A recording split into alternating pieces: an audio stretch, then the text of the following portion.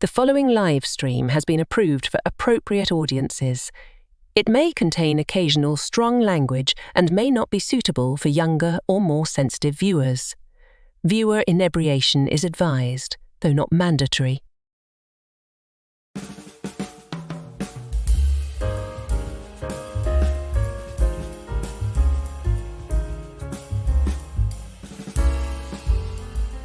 Good evening, happy Friday, and welcome to Last Call, where dreams come true when we come together, share a drink, and decompress from a brutal week. Okay, so you gotta start somewhere. And speaking of dreams, have you ever had a recurring dream? A really weird one? A particularly bad nightmare? Do you not remember your dreams at all? We're going to be talking about that and much more. So share your dreams in the chat, along with what you're sipping on, and we'll get started right after I set the mood a little bit.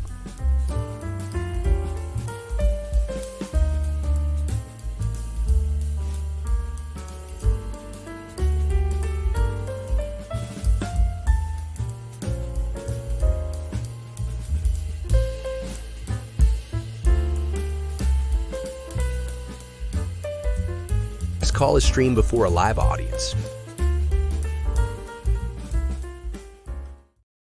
Va salud. Welcome, welcome.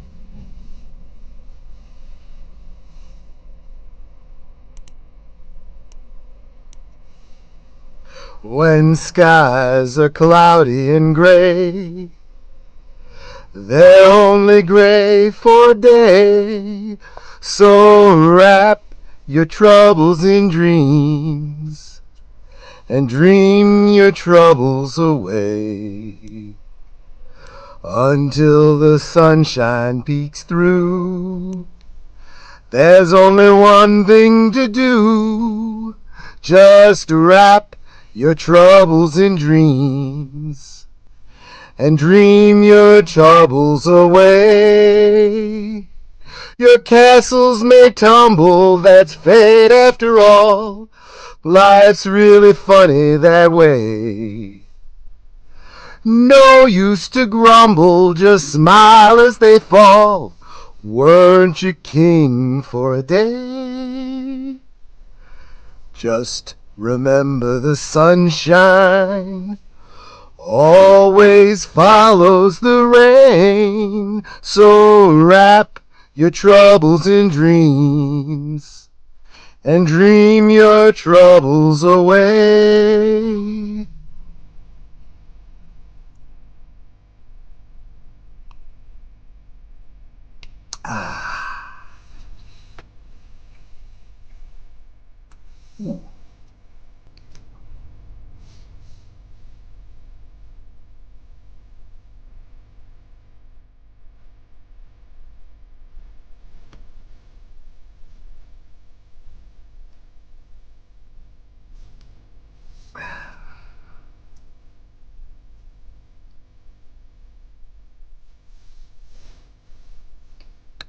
Your castles may tumble, that's fate after all.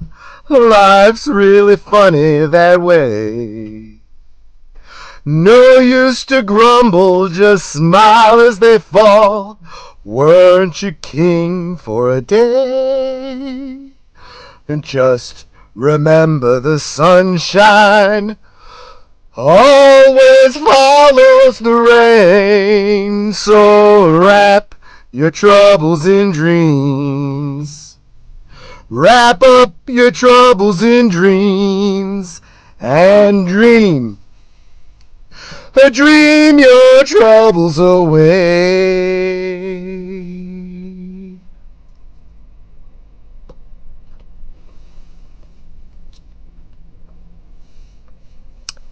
There you go. Yeah, we're going to be talking about dreams a little bit tonight. And just in case you hadn't guessed what I'm sipping on, you probably already know. Dry martini. Oui, monsieur. Wait.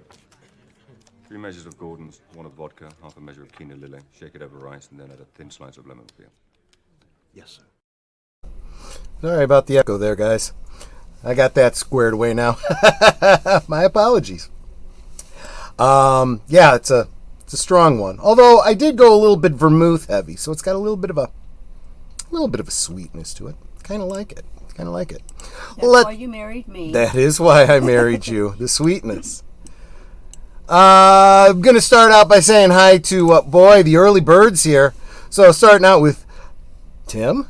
He was here, many hours early. But sure enough, Lady Myst was about 4 minutes behind him. Welcome to you too, my dear. I super appreciate the flowers. And Curtis Selby, saying hi to everyone. Thanks so much for being here. So Lady Myst said, never had a nightmare. No, lucky you. And can change the storyline mid-dream if it gets boring or something I don't like. I have been able to do this since childhood. My family thinks I'm strange. It's actually pretty common. It's called lucid dreaming. And we are going to talk about that a little bit tonight, I am sure. Let's see here. So it's, yes, let's not say it's normal. Let's say it's common. Think you're not about. Now, I'm not saying you're not crazy. I'm just saying that this is not an indicator of it. Welcome, MrLondellsGroovyMovies. Good to see you, my friend. Let's see. And of course, Birdwoman of YouTube, Connie Cleary. Welcome, welcome. Oh, I've just finished off my Gordons from the James Bond taste test. I don't think I'm going to get another bottle of Gordon's. I think I'll switch to... I do love London Dry. That's a good one, but I may try some others too. Might see what's out there. See if there's an Italian gin out there. Let's see. And guys saying hi to each other. Super appreciate seeing that. Oh, my buddy, my friend, Curtis Selby. Life would be a dream, sweetheart. Yes, I thought of that song too, but I need people to harmonize with. If you'd have told me in advance, maybe I could have brought you on and we could have harmonized together. Thank you so much for the super chat. That makes up for the fact that this stream is almost certainly already demonetized because of the song. I do have some other songs lined up. If you want to hear me sing some more songs about dreams, just give me a super chat. And I've got a very, very special song that I prepared. Not sure I can do it. It's a tough one. So that one's going to require a bit more of a contribution. I'm looking for something in the $20 range. And I still might screw it up. So it might not even be worth it. You might want to pay me $20 not to sing it. Salute. Deleted scenes. Welcome, welcome. You are a good man. Yeah, Films with Friends raid. Yeah. How was that? What was it? Icky Bads from the Deep or something? I know it was like a kind of a Lovecraftian kind of story. And speaking of which, Big Al Presents. Have a great stream, my friends. Some of my dream characteristics: always rain, snow, or bad weather. Forgetting how to operate things. Feeling someone will find I'm a fraud at work. Interesting. Lately, my most common, recurring dream theme has been owning a new house that's completely run down and having to fix all kinds of things and not being too happy about it. Also, the toilet's not working. But that one's not a big surprise. I wake up and I gotta go pee because, I'm old. I know, WTMI, right? For the longest time, I dreamt I was trying to do 2 or 3 of my worst jobs from the past at the same time. Yikes. I also dreamt that my ex-wife was trying to run me down with her car while her mother was pointing and laughing and saying, this proved I was bad. Yeah, maybe get some pointers from Lady Myst about the lucid dreaming. You might want to start testing yourself to see if you're actually dreaming, because that sounds like something that could totally happen in real life. Good evening, everyone. I am so glad Sir Torrhen Clegane is here. That special song that I said that I was thinking about, he might really appreciate. I was hoping that he would be here just in case I do end up singing it. Was that one that you owed him? Didn't owe him one, but I just know this is in his wheelhouse. And CK, welcome, greetings. I also presume at some point you're going to introduce me and Boomer. I will. I'll get there. I haven't seen you in the chat yet. I'm going in order. For the first time in months, I've got a full bottle of whiskey. Oh, man, I know how you do that. Interesting. You've got a full bottle of whiskey. I'm out of whiskey. I got to get some more. And hail, Tim Hayes. Welcome. So glad you're here. Haven't seen you in a while, my friend. You are good people. When you said Tim sent that picture of the Legos, was that this Tim or another Tim? FKH. Oh, okay. Well, to the other Tim then, thank you so much for showing me that the Red Room Lego. That's very, very interesting. Do you know anything about that Lego set? Did the person that did it, do they have a recipe online for it or something? I'd be curious to find out. I might be willing to put that together. I was in Netter's simulcast in this live stream on her channel at first. That's great. We're all simulcasting here, me and Netter and Boomer. So wherever you choose to view is awesome. Obviously, the main channel usually has the most chats if you want to chat with people, but it doesn't really matter. I answer all my chats. Awesome. And, well, I hope you guys are saying, about the song. I hope you guys enjoyed it. I really do. I haven't heard that one before. Yeah, it's off of the Sleep Warm album. The music is by the Frank Sinatra Orchestra, conducted by Frank Sinatra. Yeah. Welcome, Nate. Thank you so much for being here. Boy, am I tired. Hello. So something tells me Samuel Proctor is going to be dreaming sooner than later, possibly sooner than the rest of us. And then, of course, there is dreams are strange. And you know who else is strange? My designated driver, Agent Boomer. How you doing, my friend? What are you sipping on? Okay. Well, I'm a bit nervous because we got a tropical storm headed our way this weekend. Not necessarily hurricane, but they say flooding could happen, but we'll see. Yeah. Did you see that on Thursday? Well, you may not have been watching Thursday. Netter and I blinked out towards the end of her stream again.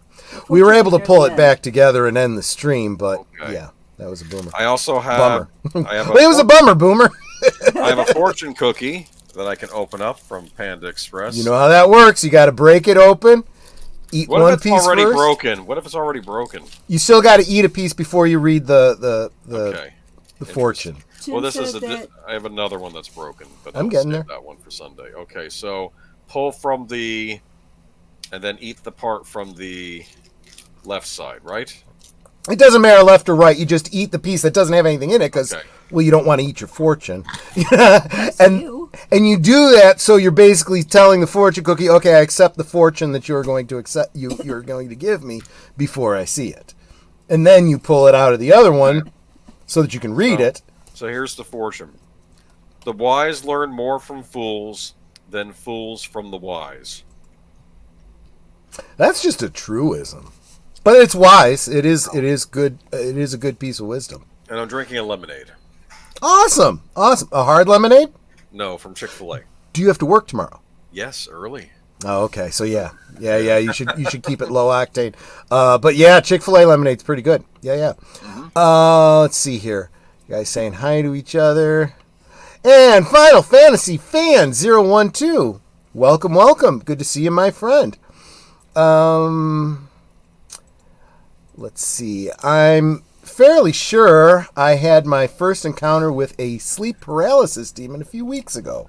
Yikes. It looked like an old scuba diver. Now, that's a new one. I haven't heard that about sleep paralysis, but, you know, and everybody... I will tell if we get to that. I know that Boomer has a presentation prepared, so well, if we get to sleep paralysis and whatnot, no, I will share my. It's not that fancy. Oh, okay. This is what the presentation. No, I guess not. I'm not an expert on this subject, but I found a book, and basically what it is I'll show you a series of images, and if you pick one of the images, I will share with you what that dream was by the person and what the interpretation is. Awesome. But we don't have to do them all. We might be here all night. You just do one or two. See what strikes you as interesting. And I have a selection of my own personal nightmares, images of those. So, Awesome. Gorilla Random Thoughts is here, and I would appreciate it if everybody subscribed to him. He is criminally undersubbed, as is Boomer, by the way. You know. It's all right. But he says kapla and kapla edge nuknech. Yeah, speaking of Klingon, I'm real excited. They had the kep a few weeks ago, and Mark Malnikoff shared the list of new words. A lot of words for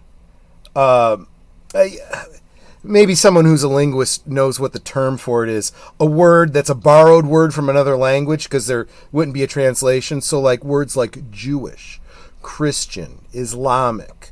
These are words that Klingons wouldn't have because they're human concepts. So they basically Klingonize, Jewish and English, so forth. But a lot of religious-related things, a lot of chemistry and geology-related things. So I'm wondering who requested them and what they're planning to do with them. Should be very, very interesting.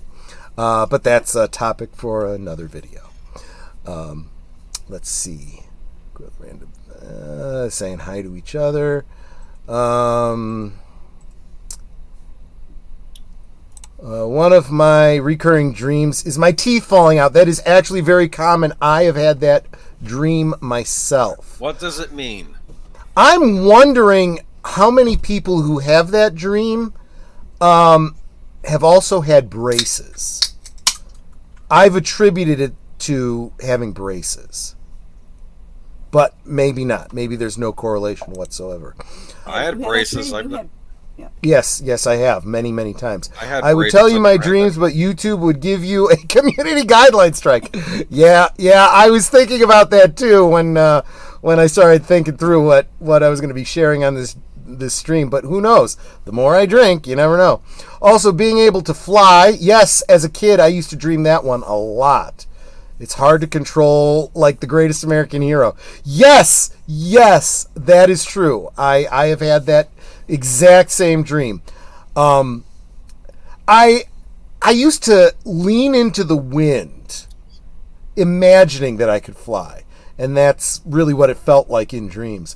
I've written some of my dreams. One of the weirdest ones was a high school one where it was just a normal dream and my dad driving me through the mountains and not finding a parking spot in a giant mech and kaiju fight. Well, there you go. The kind of thing that happens every day. Sweet dreams are made of these. Who am I to disagree? I travel the world and the 7 seas. Everybody's looking for something. I just saw a very interesting video about the Eurythmics on Professor of Rock, talking about the origins of that song. It's literally a song about the executives in the music industry because they were going through some really hard times with their record label. Very, very common. A lot of the breakup songs that you think are about, people breaking up and relationships and what. No, it's about, the problems they're having with their managers or their record label or whatever it is. In school, I dreamt I was in a school all night. Then would wake up tired. Then I decided, delicerated? Delivered. There's no V in that word. Okay, but it was a misspell. Okay, when I delivered pizza, I dreamt I was delivering pizza all night. Wow. Do you love it when you dream about working in your dream and you wake up So, and realize you have to work the whole day again? I never had that exact dream, but I had a close dream because I delivered pizzas too. And I used to have nightmares where I couldn't find the location I was trying to deliver to. And it was miserable. Haven't remembered a dream in quite some time. That's very common, especially as you get older. I've had too many dreams about owning my own house or there being rooms in my house right now. It drives me insane. Yeah. Speaking of Mark Malinikoff, greetings from the dilithium mines of Rurapente, where no good deed goes unpunished. You were telling me a little bit about that offline. I was just sharing a little bit about some of the new words in Klingon that you shared with me. Why is the whiskey always gone? Because I just ran out. I haven't had a chance to refresh it. That's why I'm having. Well, also Dean Martini. I just figured, I've had too many dreams about owning my own. Oh, I just did that one, didn't I? It drives me insane. Is Rurapente where Kirk and McCoy were? Yes, it's the prison planet. Where he punched the alien in his genitals, not realizing he did that. Yeah, thinking it was knees. Yeah, exactly. And there we go. Netter. Let's bring her in. I know I probably missed a couple of chats from you. You missed a bunch from me. Well, this is what happens when I start martini. The very first one I always put in every single chat is hello to you. I love you too, Netter. Always. So you bypassed a crap ton of me saying hello to people before now. I feel disrespected. How are you doing and what you sipping on? I am sipping on the Meyer brand sparkling water berry. There you go. Not a sponsored stream. Yeah, it should be. And you owe me big hugs. I do owe you big hugs. Right after the stream. Dang it, I missed the first 10 minutes. Thanks, YouTube, catching up at double speed. Oh, great, I'm singing in double speed. That's going to sound... Well, it didn't sound very great to begin with, but now you're going to get the Chipmunks version. Yeah, exactly. I've been walking up and down Salt Lake City all day. I let myself loose. I think I will sleep well tonight. Good, I understand. She did it by herself without instructions. For the Twin Peaks room, which I was trying to tell you earlier, and you kept saying, I'll get to the... And I just got to it. See, there you go. Because you're going to get to it later and go, huh? Tim said that he has permission. You can show the Red Room if you want to, that she created. If Deleted Scenes wants, we'll show it on Tuesday. Sure. Absolutely. Back when there was a Dungeon magazine, I remember Dungeon magazine. I've got digital copies of all of them. Affiliated with D&D, they used to have special classes. If you wanted something different than the player's handbook, they had a class called the Dreamer. Didn't know about that. That's very interesting. I also remember that in the Ravenloft campaign setting, there was something called the Dreamlands. And it was kind of related to the Lovecraftian Dreamlands, but also it drew a lot from the native Australian Aboriginal beliefs about the dreaming. I have a friend and his wife live 60 miles south of Tampa. Okay, good. Hope they're safe. Hope all of y'all in the Florida area is safe. We'll know by Sunday afternoon, I think, at least in my area. Sleepwalk isn't really a song so much as it's a piece of music. Beautiful piece of music, played on a slide guitar. But as I recall, features very prominently in the movie Sleepwalker, Stephen King, starring Madchen Amick from Twin Peaks. Let's call it Trey Pacelli. I remember one dream I had where I was a James Bond-like spy, spying on a Black Widow-esque woman, I'm sure you were, who was also spying on me. What's that, Boomer? I want to have this dream. I know, right? But we didn't know until the end. It's one of my story ideas. You know what? That's a very Mr. and Mrs. Smith type sounding story. You know, Absolutely. My last fortune cookie said, "You are soon to change your line of work. I hope that means no more herding Romulan and Ferengi Pataku. Yes. Yeah.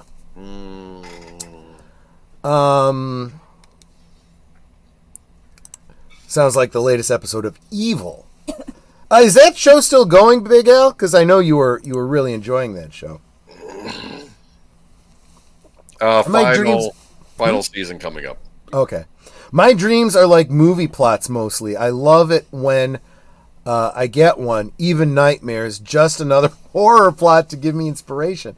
We'll probably be talking about the inspiration of dreams too, going as we go. So, Age of Boomer, did you know that fortune cookies are not Chinese? They were invented in America, San Francisco, to be exact. Yes, I responded. Yes, we did know that. My rhetoric about how to eat fortune cookies come from modern day esoteric knowledge, not like some ancient Chinese secret. That's for washing your clothes with Calgon. You can show the oh yeah, okay. Nettard was just telling us about that. I knew you were gonna do that. Buddha Lao Ang Jikwek. There you go. I knew you were going to find a way to work that in because those that don't know, Mark Malnikoff is Buddhist of Jewish descent, and so there's and Klingon. So yeah, he is a Buddhist Klingon of Jewish descent. He could be Mr. Cotter's classroom. Yes, yeah, like Juan Epstein, right? Yes. Let me guess. Your father was Jewish. No, my mother was Rabidowitz. Yeah, I didn't know that the was recently, or I would have arranged for you to go. I don't think it was in Chicago or the Chicago area. I wasn't going to travel for it, so yeah. I dreamed about my canine teeth falling out.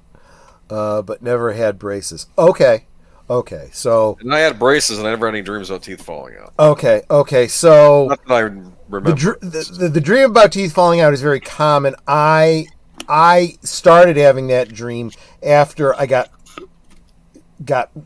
my braces or got rid of my braces. I'm not sure which. And I thought there was a connection, so I guess I was just wrong. Did you have the old school braces where they were the metal and the dentist had to come in and tighten them every so often?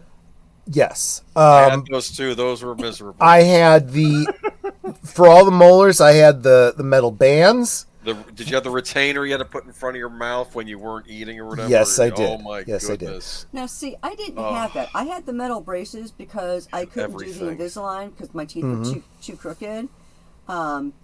But I didn't have that thing that went the retainer in front of my face. But I do wear retainers now at night. Well, I've been wearing them since I got my braces off, and I wear retainers for the top and both top and bottom at night, so that my teeth don't shift back and cause gaps. That makes it easier to pronounce. Thank you, Mark. We should do a dentist story. Buddha Laldan Jikek. Thank you. Yes, when you write it correctly, I can read it more easily. Okay. I had a dream, but it died years ago. Oh, Tim. The first two dreams I had were nightmares. They didn't have another for about 16 years. My first one was about severed heads. Yeah, community strike. If science is correct, you dream every night. You just don't remember your dreams every night. You have to wake up at a very specific time in relationship to REM sleep in order to remember your dreams. My dreams typically are boring or nonsensical. Welcome, Madanui. See, now, I've had a lot of dreams about the house I grew up in. Either, like one of them I had, don't know why, but it in the dream, I was about maybe 11 years old, and in our dining room, instead of it being a big blank wall, that was because there's in our dining room on one end, just before the kitchen, was my parents' bedroom, and on the other end, before you get into the living room, was the bathroom. So it was this big blank wall in between. And on that wall, or stacked against that wall, was a bunch of coffins. And in one of the coffins was my sister, who got out and started talking to me about death. Now, she's still very much alive. Wow. And it was just like really, really weird. Other times I've dreamt that I've gone to the house and I'm trying to get an overabundance of mail out of our mailbox because apparently we hadn't emptied the mailbox in months. And I can't get it all out and I can't carry it. I mean, weird things like that. And it's all to do with the house I grew up in when I was a little kid. Yeah, well, that seems interesting. I mean, especially the coffin part. Yeah. Oh, jeez. I've actually had that one twice. Yeah, sometimes you dream, what are they called? I dream in reruns. Reruns, exactly. I like this one from Sir Torrhen Clegane. There was a dream where I worked with the Three Stooges and Curly Joe didn't care for me, so he tossed me off the stage while I was dressed as Superman. I could just picture that. That's just hysterical. And the way AI is going, pretty soon you'll be able to turn that dream into an actual short film. At one point, I dreamt a tornado I have dreamt about tornadoes many times. And picked me up, and then I could glide around, but I was always slowly losing altitude. So now in dreams, when I see a tornado, I excitedly run into it. Yeah, don't do that when you're awake, okay? Make sure that you're dreaming. Like an elevator to a flight. There you go. Dreams of living in outer space under the ocean, riding on the back of a pet dragon, and teleporting to another place on this planet are fun stuff like that. Are also just normal things. Wow, you got your lucid dreams all planned out, don't you? My recurring dreams is surviving a zombie apocalypse. I'm going through a city I've never been in before, picking up survivors, trying to make our way out of the city. That kind of makes me think of one of the theories about why dreams exist. We'll get to that. Sometimes I do the Picard thing where I dream an entire lifetime with grandkids, etc. Then I wake up and I'm like, oh, yeah. I had a dream when I was, let's say, a teenager. I was probably younger than that, but I'll say teenager. And literally fell in love in that dream. Oh. And I spent about 10 years or so trying to find that woman in real life. Thankfully, I did, and we'll be celebrating our anniversary tomorrow. Oh, congratulations. But sadly, I do retain the ability to play I do not retain the ability to play a flute. I'll tell you something. You can find that Resican flute tune, the full version of it, online. And it kind of brings me to tears each time. And I've also talked about the Star Trek: The Next Generation adult parody that I said that I have seen a PG version of it, an edited PG version of it that plays like a really good episode of The Next Generation. The guy playing Picard at one point picks up the flute. And he's getting ready to play a tune when Beverly comes in. And then I won't describe anything after that. Since 2016, I'm just saying, keep having dreams of Donald Trump takes over as CEO of the company I work at, comes to the store, fires my boss, and puts me in charge. Yeah, I don't see that happening only because I don't see you taking the job. I know you too well. You would say, Donald, I appreciate your faith in me, but no. And what the hell are you doing buying this company? Just saying. No hug for her now. I may have missed something there. Not recurring dream, but episodic dreams. Continuing of the night before dream. Lady Myst, if you're not writing these dreams down, you are very, very much doing yourself and the world a disservice, because you could probably turn those into some pretty good stories. Thank you so much, Lester San Jose, the Skeptic Tank. Has been a member for 1 month. Melatonin is to sleep. What is to dreams? I often thought about having that conversation about my beta blocker due to sleep issues. However, I've been sleeping better and dreaming dreams. Yeah, you don't have quality sleep if you're not entering REM sleep and dreaming.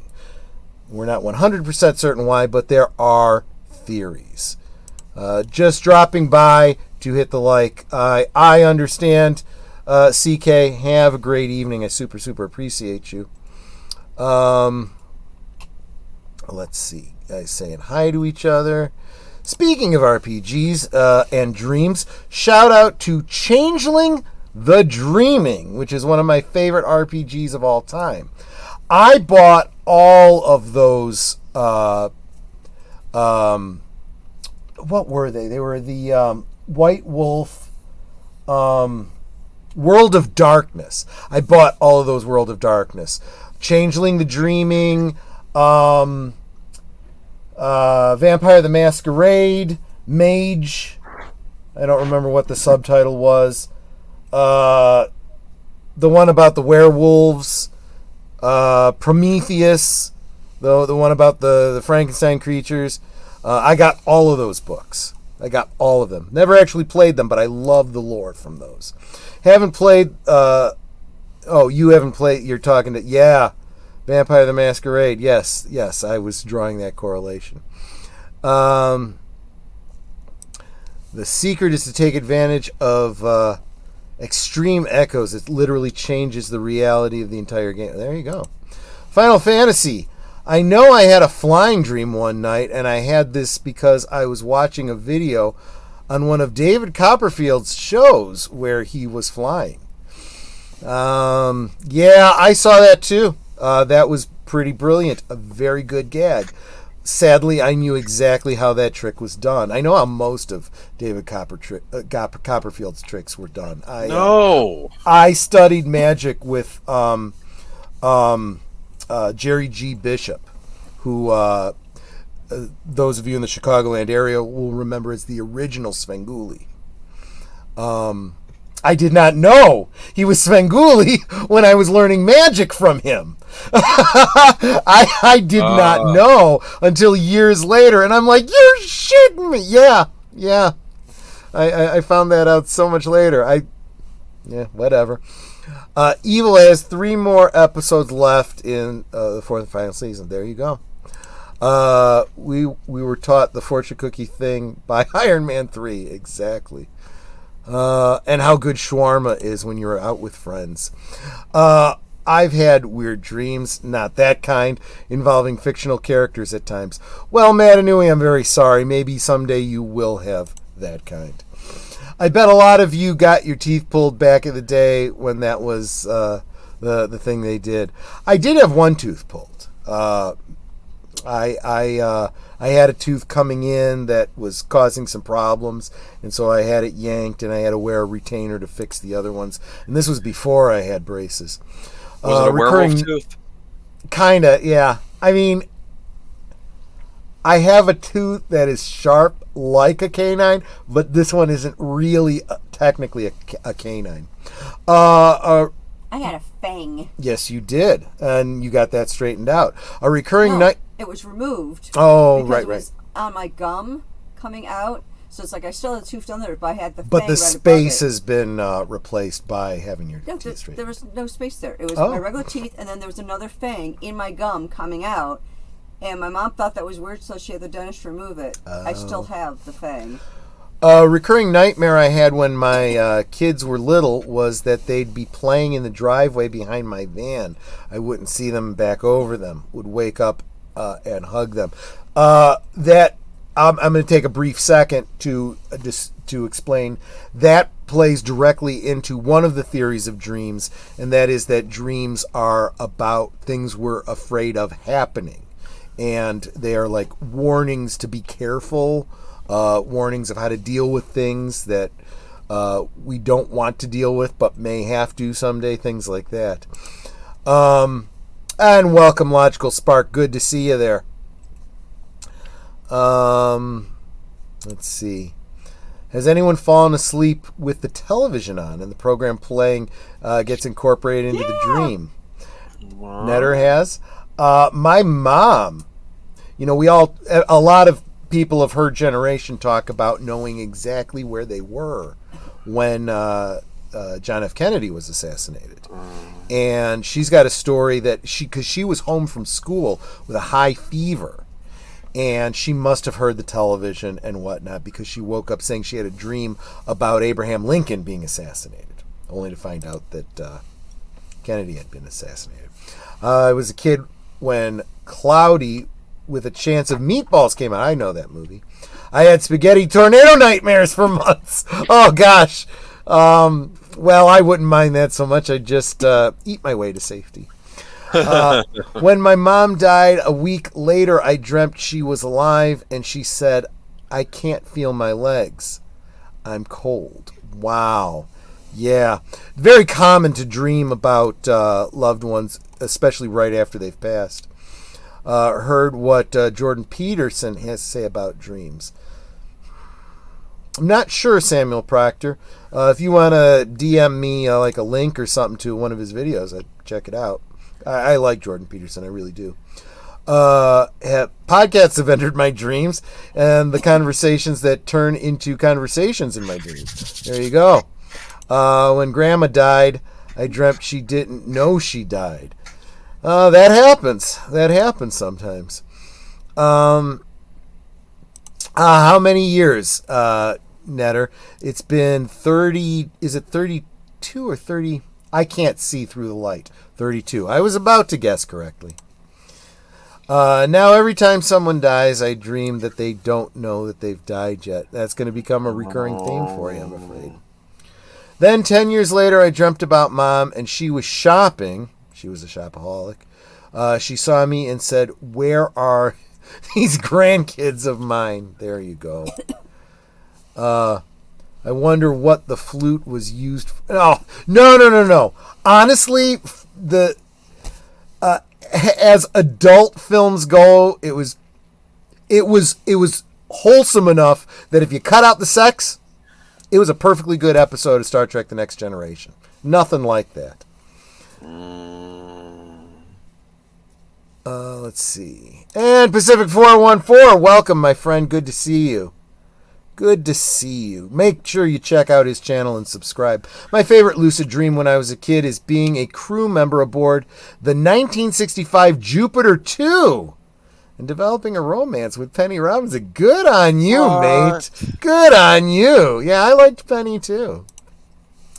I also had a nightmare of being hunted by Dementors after seeing The Prisoner of Azkaban for the first time.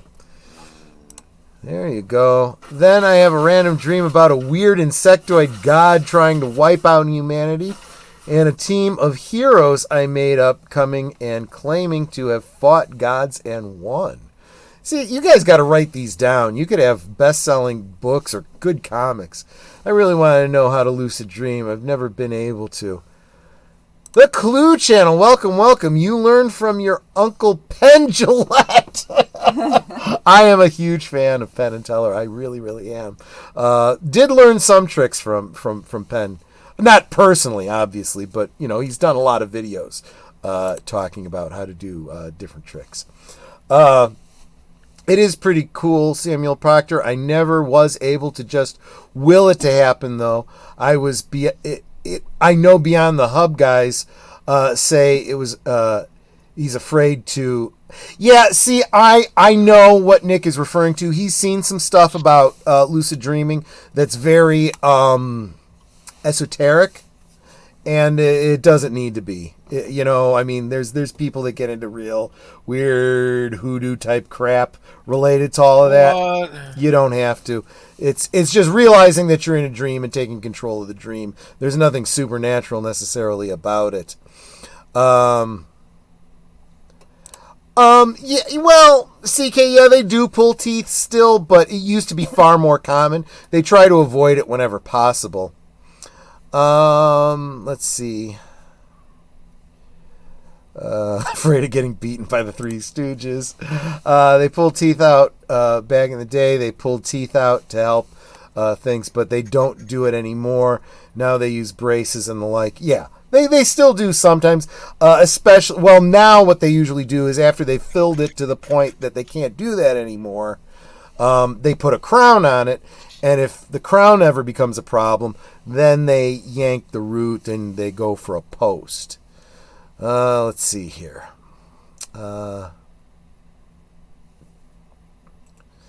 That's always sweet. Long, meaningful conversation with your mother. The next day she passed away. Yeah.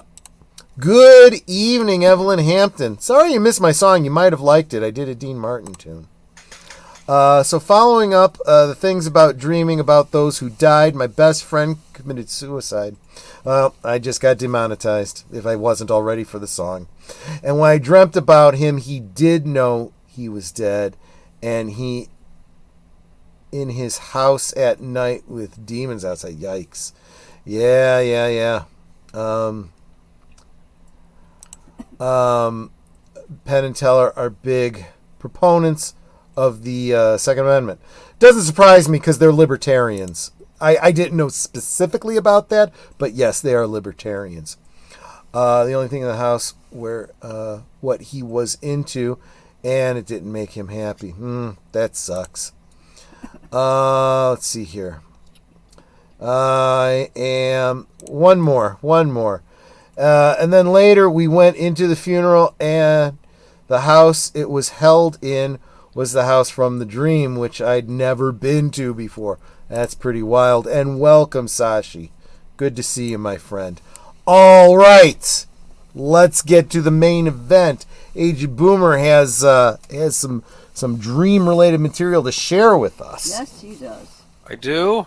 Oh, yeah, Don't you? I do. Yes, let's... You've been preparing this for over a week now. No, like a couple hours. Anyway, hey, welcome, Dreams. There you go. All right. What do you think of this image?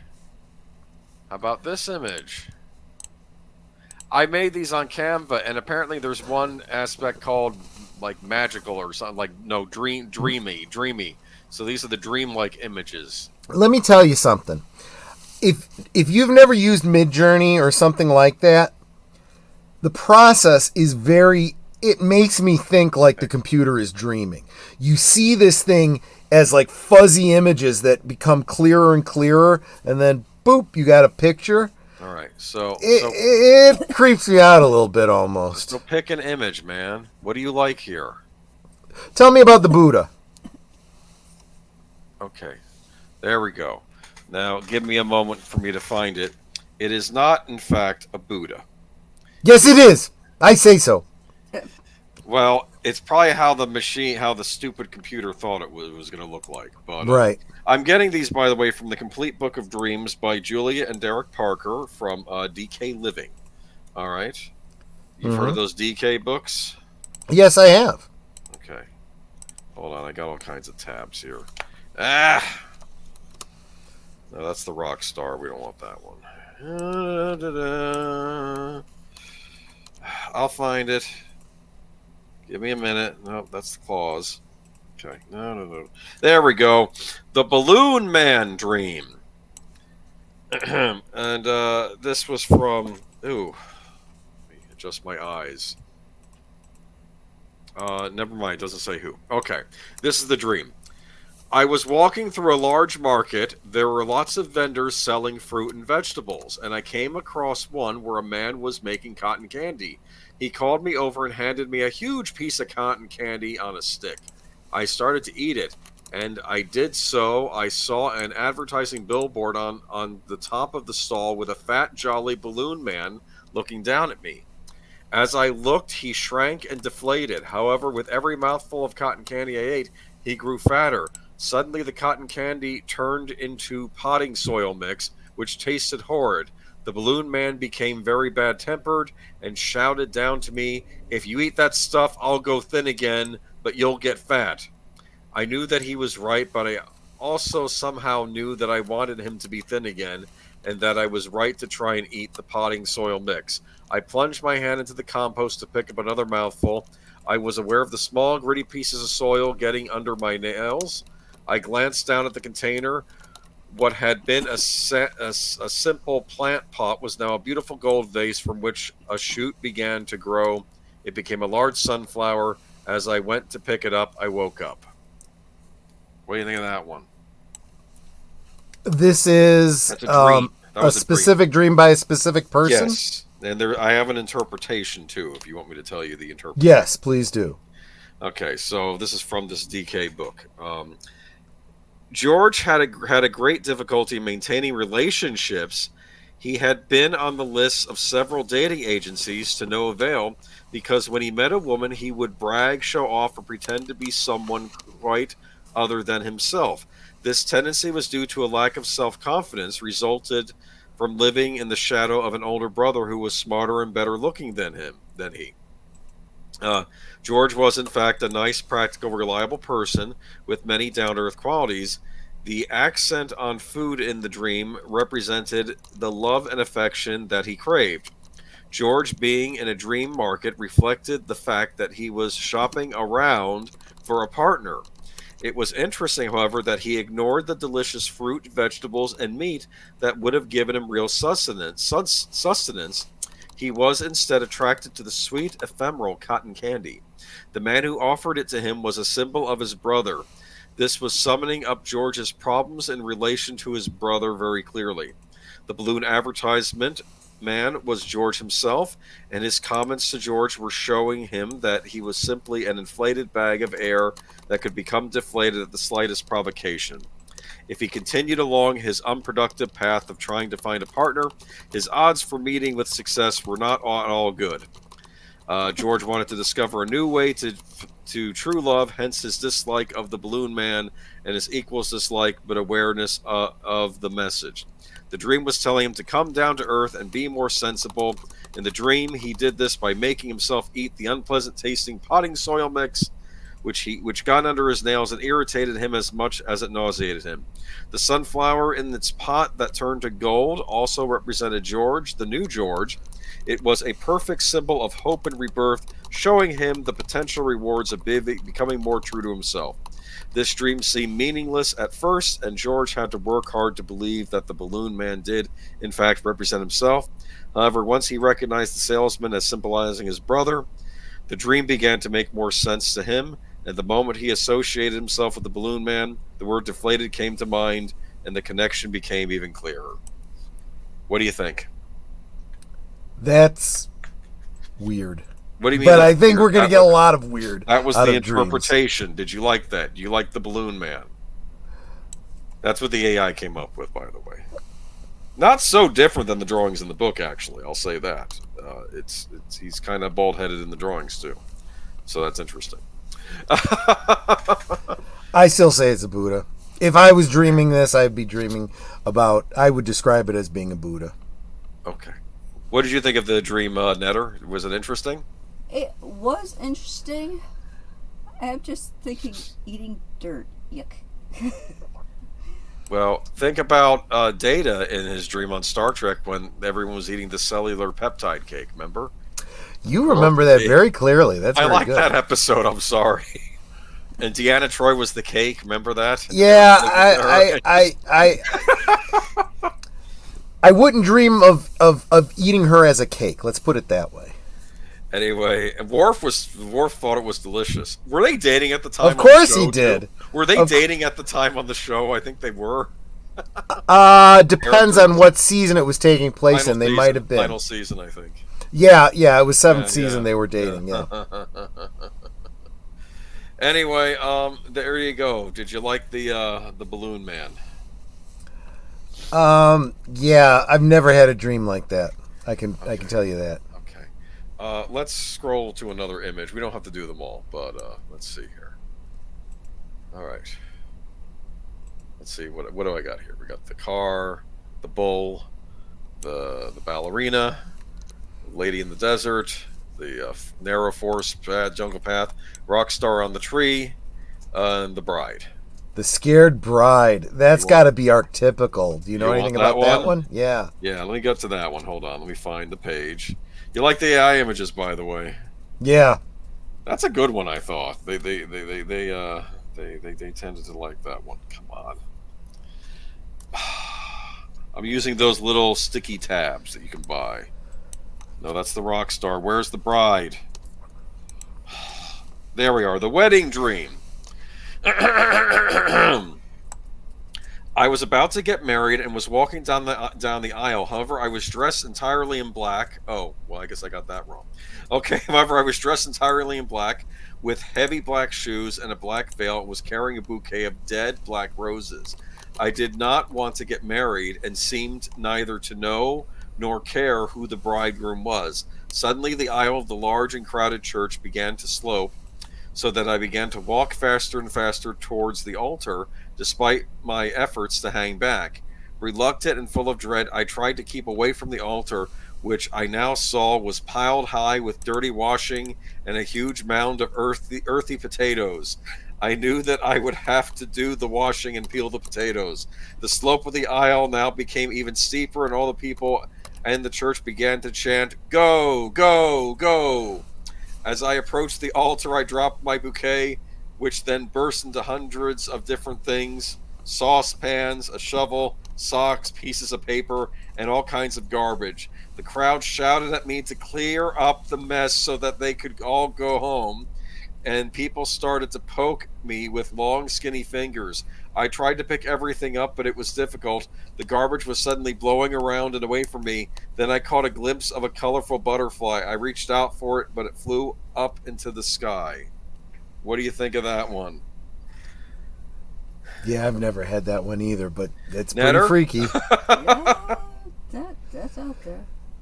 I will say this, though. I would not be too surprised to have that weird a dream. I have some pretty weird dreams when I've been drinking. Okay. I have the weirdest dreams when I drink. So every Friday night, I have some pretty weird ones. Do you want the interpretation? Sure.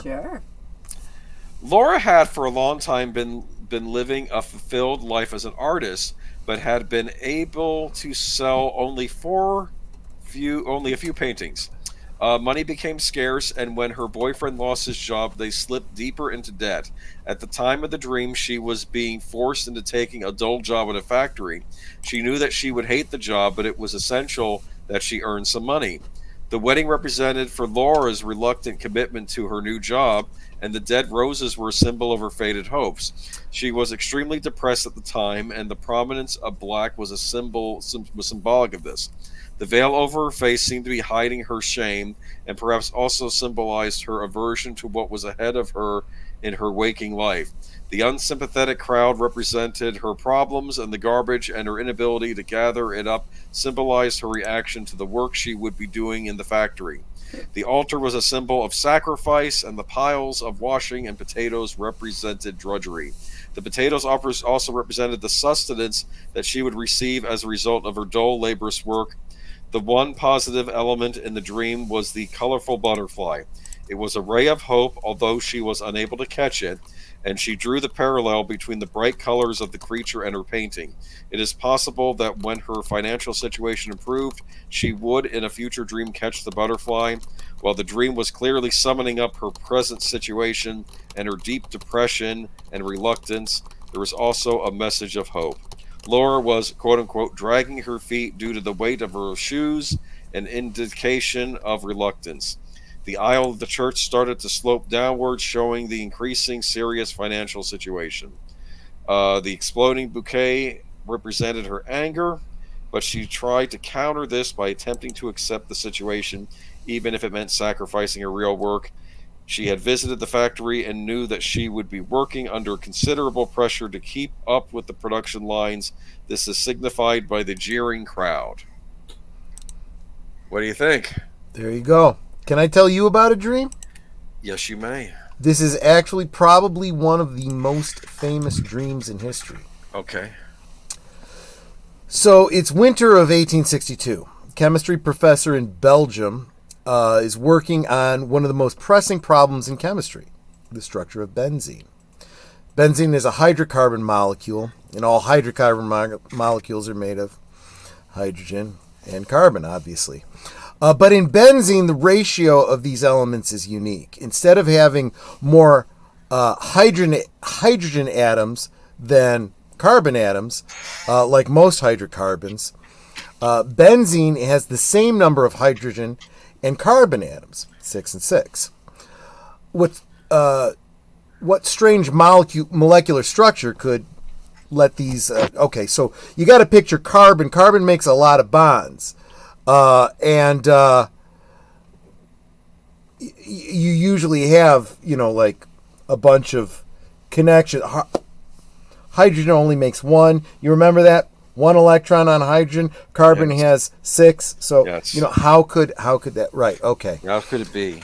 Exactly. So what could that structure be? How could it fit together? Frustrated, he turned his chair towards a warm fire to take a nap. As he slept, visions of atoms and molecules danced in his mind's eye. They turned into a series of snakes. Then suddenly one of the snakes coiled around and bit its own tail like an Ouroboros. He solved the chemical structure of benzene in a dream. Yes, this chemist was August, and I'm going to butcher it, Kekule, and the year was 1862. The dream revolutionized organic chemistry. One of the theories of dreams is that your dream process is your brain's way of working on a problem that you are having a difficulty consciously solving. One of the things you can do unconscious. Yeah, one of the things you can do unconsciously is, of course, tap into other parts of the brain, other parts of thought that'll inspire you. Like in this case, who as a chemist would think about representing atoms as snakes in the first place, let alone, taking the form of an Ouroboros? Well, does the snake represent the serpent and the forbidden fruit of the tree of knowledge? Blah blah blah. That's another thing. So another person who was big on dream. Well, from the standpoint of psychoanalysis, of course, the father of psychoanalysis is Sigmund Freud. For him, everything was sexually based, right? It's all repressed memories and desire for an inappropriate relationship with a parent, and blah blah blah, and this and that. Remember, he asked Data that question. Tell me about your mother. Remember that? Yes, exactly. And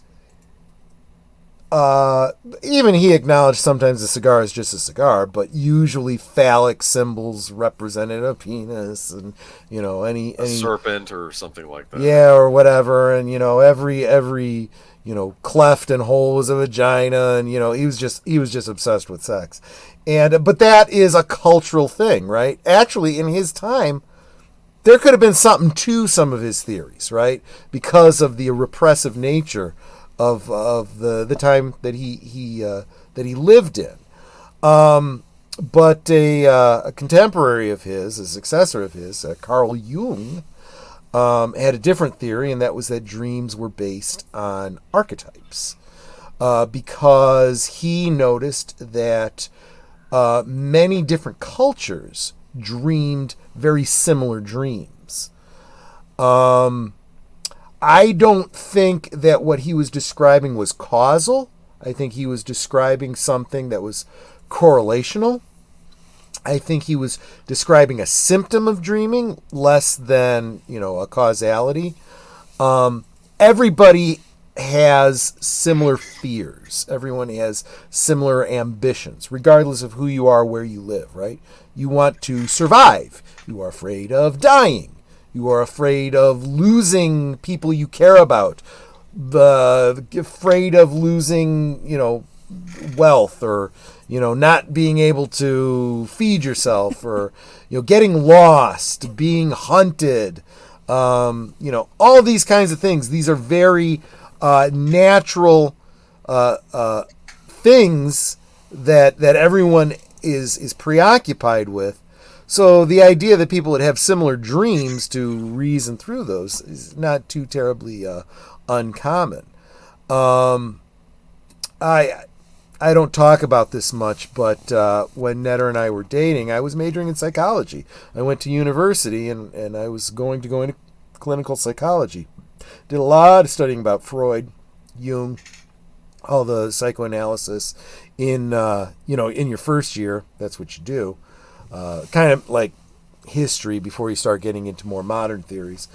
And personally, I had come to the decision that if dreams are for working through problem solving and dealing with social and other fears and concerns and whatnot that you might have, then really the only way to interpret a dream is, what do you think it means? Now therein lies a problem, because in most psychoanalysis, the rule is that introspection changes the experience. So you can't, for example, psychoanalyze yourself. You need an analyst to do that who's objective. But I and while I understand that, I think when it comes to psychoanalysis, you do need an objective observer to point out things that you are obviously and clearly, avoiding, and repressing and whatnot. But I think when it comes to things like dreams, you might need to talk to somebody to help you through it, but you might also pretty well know what it's about. That one that you were talking about with the bride, someone I brought up the and I'm sorry, I don't remember who it was. There was a lot of chats. Said, this is anxiety about commitment. That's what it sounded like to me. But you say to that person, are you concerned about commitment? Oh, yeah, I've got this job that I've been really concerned with. There you go. That's what this dream was about. It wasn't about getting married. It was about a job. Exactly. Committing to a job she didn't want to go to. Yep. And Matanui is going to head off to Dreamland. All right. So, I just want to note that, we've been at it an hour. If anyone wants another song from me, I'd be willing to do it, but I need it paid for, because again, this chat is getting demonetized by the songs that I've played. But I've definitely got a song that I could say goodbye to Matanui with. That one's creepy. That one looks like what do you call it? Makes me think of the what were we talking about before? The Night Terror, the sleep paralysis demon. Well, this I put up here to represent nightmares, in case you wanted to get into nightmares. No. Don't misunderstand me. This particular stream is very likely demonetized because I sang a song at the beginning of it. Is what I'm saying. On Rumble? I'm not saying my channel got demonetized. Sorry to I don't know what Rumble's rules are. No, I've never had any problems on Rumble, Tim. Nope. So every time I get hit with one, I remove it from YouTube, but it's still there on Rumble. So, although tonight's isn't, I'm gonna have to re-upload this stream to Rumble. Anyway, go on. Tell me about this image. Well, no, I just said put in nightmare into the image creator, and this came up. I thought, oh look at the woman sleeping. And did it give you an analysis or anything for it? No, because this is just general nightmare. But I figured so of my nightmares. Let's stick here for a second. Let's talk about this. So this is the computer. I did say we were going to talk about sleep paralysis dreams, night terrors. Mm-hmm. Let's get into that a little bit. So, right. So night terrors. Well, actually, we should talk about sleep paralysis first. You all know how dreams work, right? You fall asleep, you kind of lose consciousness, and you enter something called REM sleep. REM stands for rapid eye movement. And during that time, your brain kind of generates the pictures and the story and the whatever regardless of the reason why, we're not getting into that part of it right now, but that's where the dreams happen, right? Now, your body wants to react to those dreams, wants to act them out. Run away from, run to, manipulate, whatever is going on in the dream. And that could be dangerous. So your brain has neuroinhibitors that flood your brain to literally paralyze you of all your skeletal muscles. So you can't like start running in your sleep or whatever.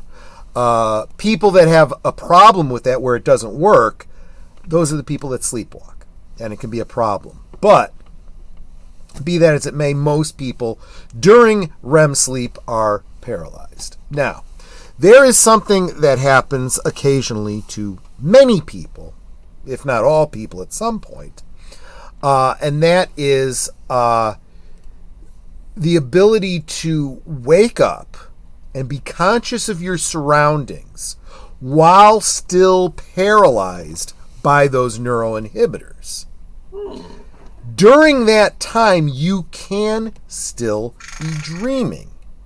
Because of the paralysis, many people have dreams of things like a homunculus sitting on your chest, a dark figure in the corner, men in black, aliens, an old hag crawling up onto you. An old usually crone? Pressing down on your chest. Goodness, I don't want that. I know. That. Imagine that is incredibly horrifying, and you can't move. You are completely paralyzed. Now, that relates to another aspect of nightmares called night terrors. There are people who have such bad nightmares that they wake up in a cold sweat, oftentimes still slightly paralyzed by the neuroinhibitors in the brain. So, for example, you wake up and you try to scream, and you get See, now, I've had, I guess you would call them paralyzing dreams, where I can't move, and I can only open my eyes for a split second, and I can see that there's somebody else in the room, but I can't keep my eyes open long enough to see, like, who or what it is. And I keep trying to open my eyes and keep them open, but it's like a blink. It's like I can't really see. Those ones, they're disturbing. So Michael from Retroplasting, welcome, Michael. Last night I dreamed I was working for a corporation and my boss was John Roberts, and he fired me. I think I would prefer night terrors. My dream was just exhausting. I've had dreams where I get up. This was before I was working from home, where I would get up, get dressed, washed up, get ready for work, get in my car, drive to work, only to wake up as the alarm was going off. That sucks. It's like I just went through all this crap and I got to do it all over again. Oh, I got a better one for you. When I was about 9, I had a dream that I got up, got dressed, went to school, attended all of my classes, managed to survive math class because my math teacher hated me, and got home just to wake up and find that I never did any of it. And it's like, I gotta go and do that all over. There is also a lot of, there are actual behavioral studies.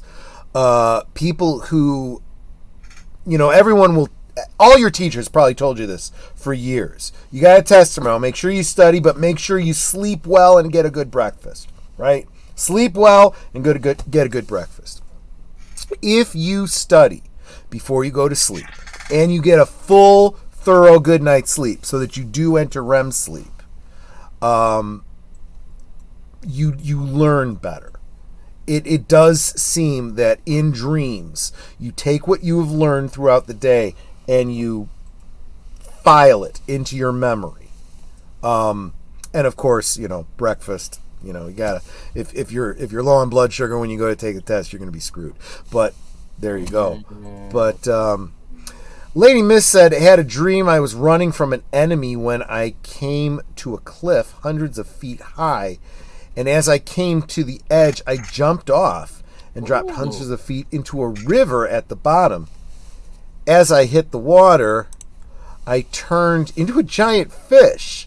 Sounds like we're going to have incredible Mr. Limpet rewatch one of these nights. What? And swam down the ravine until I came to land with trees as tall as the sky. And I touched the land and I turned back into what I was before, and then I woke up. I have had a lot of dreams about being chased. And I've gotten really good in dreams at finding hiding spots, outdistancing, and so forth. You know, there's a lot of people that have those like Jason type dreams. You're running, you're looking back, he's not there anymore, you turn around, he's right there. Never had that dream, right? You never had Jason Voorhees? No. Well, I may have done, but I'm just saying I have no problem running away from it. I had a dream about the Sawyer family, or a Sawyer-like family. Okay. Texas Chainsaw Massacre, that they were after me. That they did something like that showed up in a dream once. You know, the evil hillbillies, you know, with the chainsaw. Yeah. Okay, yeah. No, I get you. You know, my dreams tend to be. Look, here's the thing: if you are afraid of something, you know, you have a dream and you see the scenario in front of you, and you're like, "Well, I hope there's not a monster around that corner." There's going to be a friggin' monster around the corner. You call it into being. It's not quite lucid dreaming, but when you understand it, that's what lucid dreaming is, and we'll talk about that later. But I happen to be very rational in my dreams, so if I'm running from someone or something, and I've run a long distance, and then I duck down an alley, and I run, and I turn around, he's not there, I know I've probably lost him. And honestly, in my dream I have, because I believe that is the likely scenario. See, sometimes it's just a matter of how you perceive it. If you're not afraid, if you feel that you're in control, if you're able to cope with it, you wake up and you're like, not a nightmare. I'll tell you what, though. I had a night terror. I used to have a lot of night terrors as a child. And one of them that I had exactly that. I woke up, I tried to scream for my mother, and I couldn't. My vocal cords were literally frozen. And it took a few minutes, and I started screaming, and she came, and I told her I'd had a nightmare, and, I was afraid to go back to bed. I was afraid to be in the dark. I was just freaking afraid all over. She's like, okay, well, you know what? Tell me about the dream. Tell me about the dream, and that oftentimes helps work through it, and then you get you a drink of water, go to the bathroom, you can go back to bed. You trust your mother. Okay, I'll do that. I told her about the dream, and, well, I'll tell you about the dream, and it doesn't merit the terror that I had. So I dreamt that I was in my room, middle of the day, bright, sunshiny day with the windows open and everything, and I'm reading one of those 1999 books that you get about history, back then. Get a new one every month, blah, blah, blah, blah. Oh, like the Time Life type books. Yes, exactly. That's what I mean, the Time Life books, right? The Old West. Then they have a series on the Old West, I think. Exactly, but this particular one was about World War II. Okay. And I was reading about two soldiers, and as I was reading, it was like a commercial for Time Life Books was playing, narrating their story, and I mean, the basic story was they were on their way, back. They weren't in combat. They were on their way back from something or whatever, and they got killed. It's terrible, but you expect to read stories like that when you're reading about war, right? For whatever reason, and of course you remember how those commercials were. If they described a story like that, it was super dramatic and blah, blah, blah, and that just struck me like the most horrific thing in the world. Yeah.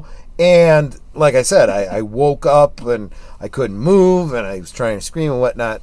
which kind of fuels the fear and so forth. But just describing the dream, it's like the dream itself wasn't that scary. Yeah, it was a terrible thing I was reading about, but I was in my room, I was safe, everything was bright and sunny. It wasn't really the dream that was the nightmare. It was whatever chemical reaction happens in your body that, just fills you with fear, and then you realize you're paralyzed and all that kind of stuff, Well, I've had dreams where I've been watching a movie with characters and following the characters along that aren't me. I've had those, but yeah. Okay, hold on a second. I got a lot of stuff on MeWe, so I got to try and find where he did. You didn't send it to me as a was a what? Direct message. Oh, okay. Here we go. So this is a Stephen Otten. He shared a dream. Deleted scenes. He said, a dream that stays with me. I didn't understand what, if anything, the dream means. Maybe someone out there can have some insight. Standing in a field, green grass as far as the eye can see. A golden retriever, looking much like one I used to have, but it's not him, runs up to me. It's happy to see me. It knows me. As I crouch down to pet it, its tail wagging at 100 miles an hour, I speak to it saying, "Doggy, doggy." It's not my voice. It's slow, robotic, like HAL 9000 at the end of 2001. What? So, doggy, doggy. Okay. There's a male voice from behind me. "It's time to go," he says. Turn to face him. I can only see him from the neck down. The man is dressed in a simple black suit and tie. He's not angry. He seems sad. Behind the man, I catch a glimpse of a two-story brick building. On both floors, a line of darkened windows I can't see into. For some reason, I think of my high school, although it clearly isn't. I look back to the dog, give him one last pat on the head before it runs happily back to the field. I follow the man as he walks towards the building, and I know that when I get inside, there are people who will shut me off. Then I wake up. Wow, that's pretty vivid. That is pretty vivid. It's a little intense. Can I share one more dream? With the dog, I mean. This one, again, is not mine. Okay. But I'd love to know if anyone recognizes this. Okay. So, someone's talking about something that happened to them in the morning, and this person says, "Was it a dream where you see yourself standing in sort of sun god robes on a pyramid with 1,000 naked women screaming and throwing little pickles at you?" No? Why am I the only one who has that dream? Now, I've had the dream where I'm trying to run, but the wind is blowing so strongly I can't move from the spot. I'm basically running in place. But a bunch of other people are passing by me, and it's like, why can't I run too? And it's always something where somebody is trying to grab onto me. It's like we're playing a game of tag or something like that, and I'm trying to run and I can't. That one tickles me. I've had that dream, but like I said earlier, that's when I lean into the wind, and that's when I'm able to fly. There was one time when I was working 13 hours straight, 6 days a week, and I had a dream of continuing my job, immediately decided to change my job. Probably not a bad idea, Sashi. I had a super realistic dream once about the 1980s Transformers, but live action, and not like those shitty action Bay films. Soundwave, the tape recorder villain, ejected Ravage. Ravage is all the problems of a Black Panther and a Terminator mixed in one, and it was stalking me, and I was running. Very hard to deal with. Yeah. Chris P. That's from the movie Real Genius. That was Val Kilmer. Very good, Chris P. You were the first one to get it. I love that movie. That one's going to have to be a rewatch real soon, too. Real soon. I have an idea. Wait a minute. With Netter. Hold on. What? Okay. You may have dreamed that you were running, and provided that you were keeping up with the others in your dream, this is quite positive. But you may be under more stress than is good for you. If you are falling behind rival competitors in the dream, or trying to win a race and failing, you should attempt to rearrange your schedule in waking life so that some of the pressure is relieved. You should treat this as a dream warning. You might like to think that where you were walking, jogging, or running to, what was the goal? What sort of landscape were you passing through? Okay, what was the dream weather like?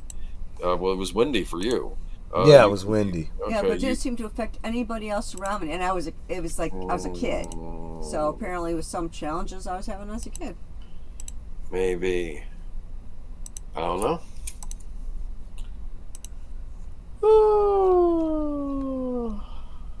So let's see here.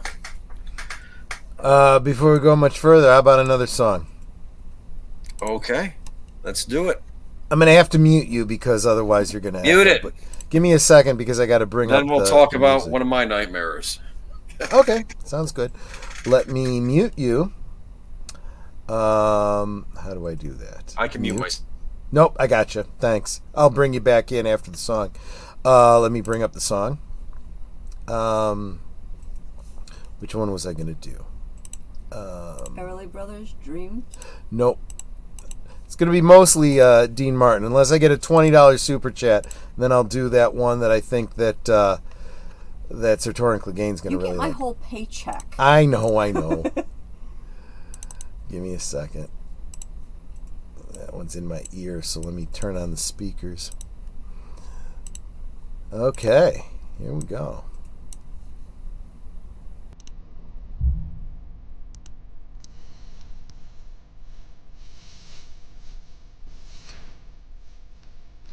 Bye bye, baby.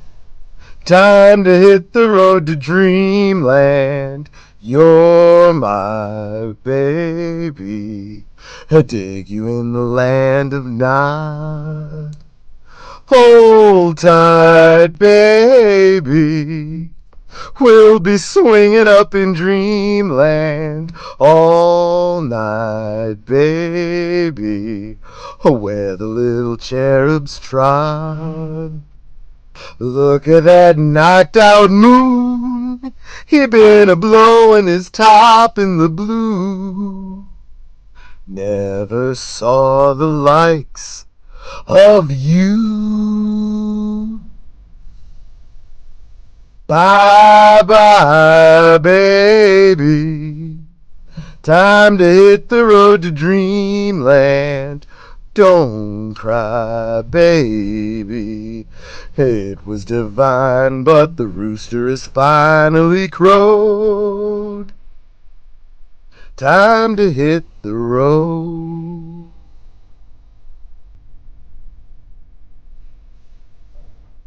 This is for all those that had to leave the stream. I understand.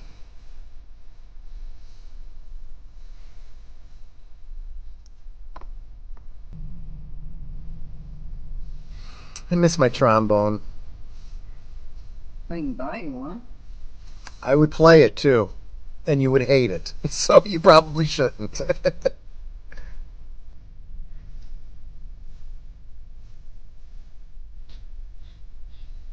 Look at that knocked out moon. He been a-blowing his top in the blue. Never saw the likes of you. Bye bye, baby. Time to hit the road to dreamland. Don't cry, baby. All it was divine, but the cuckoo has finally crowed.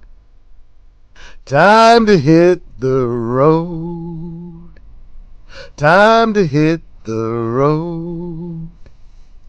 Time to hit the road. Salute. It's another Dean Martin tune off of the Sleep Warm album. Oh, I love that one. Not a sponsored stream. Not a sponsored stream. Actually, the cassette was out of print. Netter was able to find me a CD of it. I was so happy. Let's bring Boomer back in. How do I unmute you? There you go. Welcome. Hello. I hope I didn't drive anybody off with my singing. It's fine.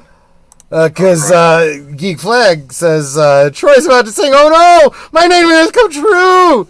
Just kidding. Geek Flag liked your singing. Look at that. I think those are clapping hands. I used to, Curtis. I have been so busy for so long with so many streams and so much. Weekends are the only time I have for really anything. So I've really struggled to get on the karaoke on Saturday nights, but I would love to come back sometime soon. Okay. This was Falling? one. Yes. Mm-hmm. Now, very, very common dream. My particular falling one is I'm walking down, because I grew up in a more city area when I was younger, Mm-hmm. and we have these things called grates on the pavement, right? Sometimes Yes. grates for the sewer. And Sure. I stepped on one of the grates, and it fell, and I went right through the hole, and I was in the darkness, and I kept falling, and kept falling, Wow. and kept falling, and then I woke up. I have always just like a nervous tick. Whenever I'd see those grates in the city, I always avoided them. I'd walk around them. I would think never, after the dream, I never stopped step doing on that. them. I think after the dream, I stopped doing that. But I have had falling dreams, and tell me if anyone else has had this. You're falling, and just as you think you're hitting the ground, you wake up with a jerk, like you just landed in your bed. Interesting. I've had that many times. I might have had one like that, yeah. I had that once, I think, in the past 30 years. Woke up Netter doing that. And she's like, what happened? Are you okay? Yeah, I had a bad dream. It wasn't really a bad dream, but it's the easiest way to explain it. What does it symbolize? Don't know. Fear of falling? Probably. I had one dream. Oh, you know what? Let me push this so that they can hear you. Oh, you want people to hear me now? Yes, I do. I should have done that earlier. I forgot after my song to, It was never over here. I know. After my first song, I forgot. I had a dream where I was on like a pirate ship, and I was being chased by pirates. And one of them was trying to kill me. So he was trying to stab me, and he had the typical hook hand that you see on pirates. And at one point, he raised his hand and he was bringing it down to hit me. And I turned my back and kind of like cringed, like how you kind of go into yourself a little bit, expecting that blow.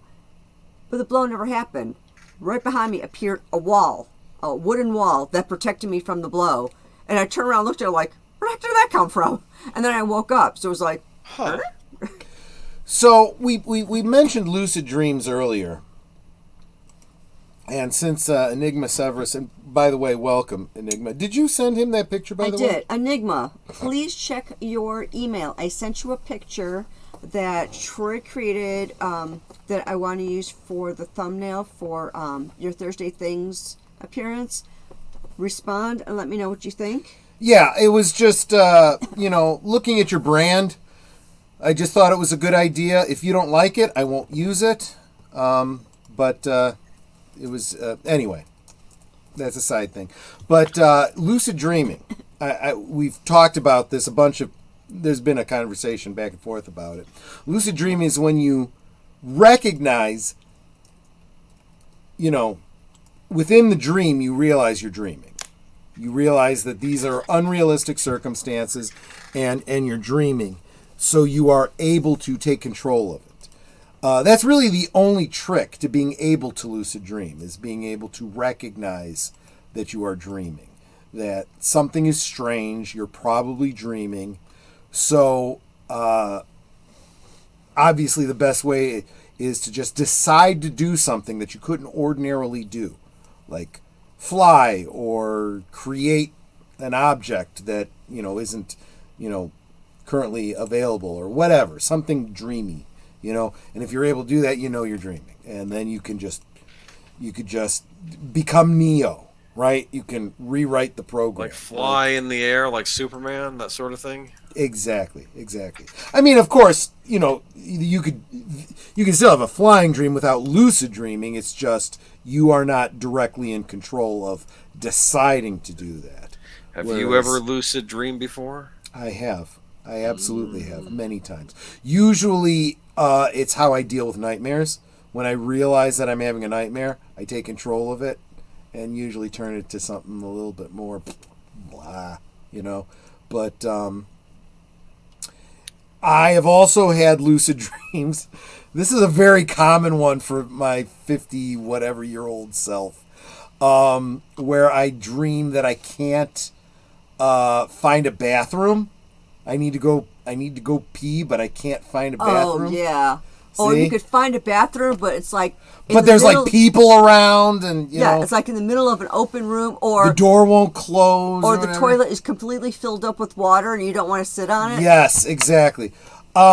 Most of the time, though, I've come to realize within the dream, whenever that happens, it's like I'm having that friggin' dream again, and I know why I'm having that dream. It's because in real life I have to pee. Yep. But I don't want to wake up to go pee. Yeah, old people problems. Just saying. I used to lucid dream when I was young. I haven't had one in almost 30 years. The last couple of months, I had a few. Don't know why it is coming back. Just for whatever reason, you're recognizing that you're dreaming more. Had a nightmare that Lucasfilm was being helmed by Kathleen Kennedy. Oh, wait. That's real. Good on you, Sashi. Thank you. That's brilliant. Guess who I saw at the very tail end of the stream I did before coming here? Enigma Severus. Okay, you guys are talking to each other. That's fine. In my falling dream, I'm never falling down. It's like something is wrong with the Earth's gravity, and I'm falling across the sky, and it's getting closer to the ground. And I'm getting closer to the ground. I wake up before I hit. Okay, so it's like a GTA thing where gravity is pulling you sideways or whatever. It was at the very end of my stream. I didn't want to deal with it, so okay. I'm sorry, you guys are again talking about the real world. We're talking about dreams, for crying out loud. So I mentioned previously the Aborigines of Australia, who have a belief that the dreaming is a place that you go to when you sleep. It is as real a place as when you're awake. So like the old story of the the butterfly that dreamed it was a human, or was it a human that dreamed it was a butterfly, right? They're both completely real. This was, I believe, the inspiration that H.P. Lovecraft had for his dream cycle stories. Wow. This idea of somebody who's a miserable, homeless, beggar in real life, but in his dreams he's a king. The king. Really? Yeah, exactly. Very, very interesting concept. I'm not going to go too far down that rabbit hole, because we'll probably end up talking more about that on Tuesday nights, live from Sparkwood and 21, as we watch, get caught up on and analyze, do a deep dive on Twin Peaks, talking about this whole concept of the reality or lack thereof of dreams and so forth, and kind of being in the real world and in the dream world alternately. But to Keely Chow, welcome, saying hi to everybody. What's going on? We are talking about dreams. We are talking about what they mean, the different kinds of dreams that are very common, and so forth. If you have any dreams you'd like to share, go ahead.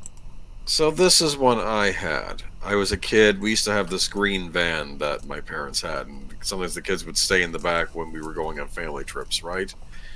Well, I'm in my dream. It's night, and we're in the van, like on vacation driving. And so I wake up, and then I go up to the front seat to say hi to my mom or dad, and no one's in the front, and the car is driving itself. And then I wake up, driverless car. What does that mean? What do you think it means? Means I fear of not being controlled because I don't know how to drive. I don't know.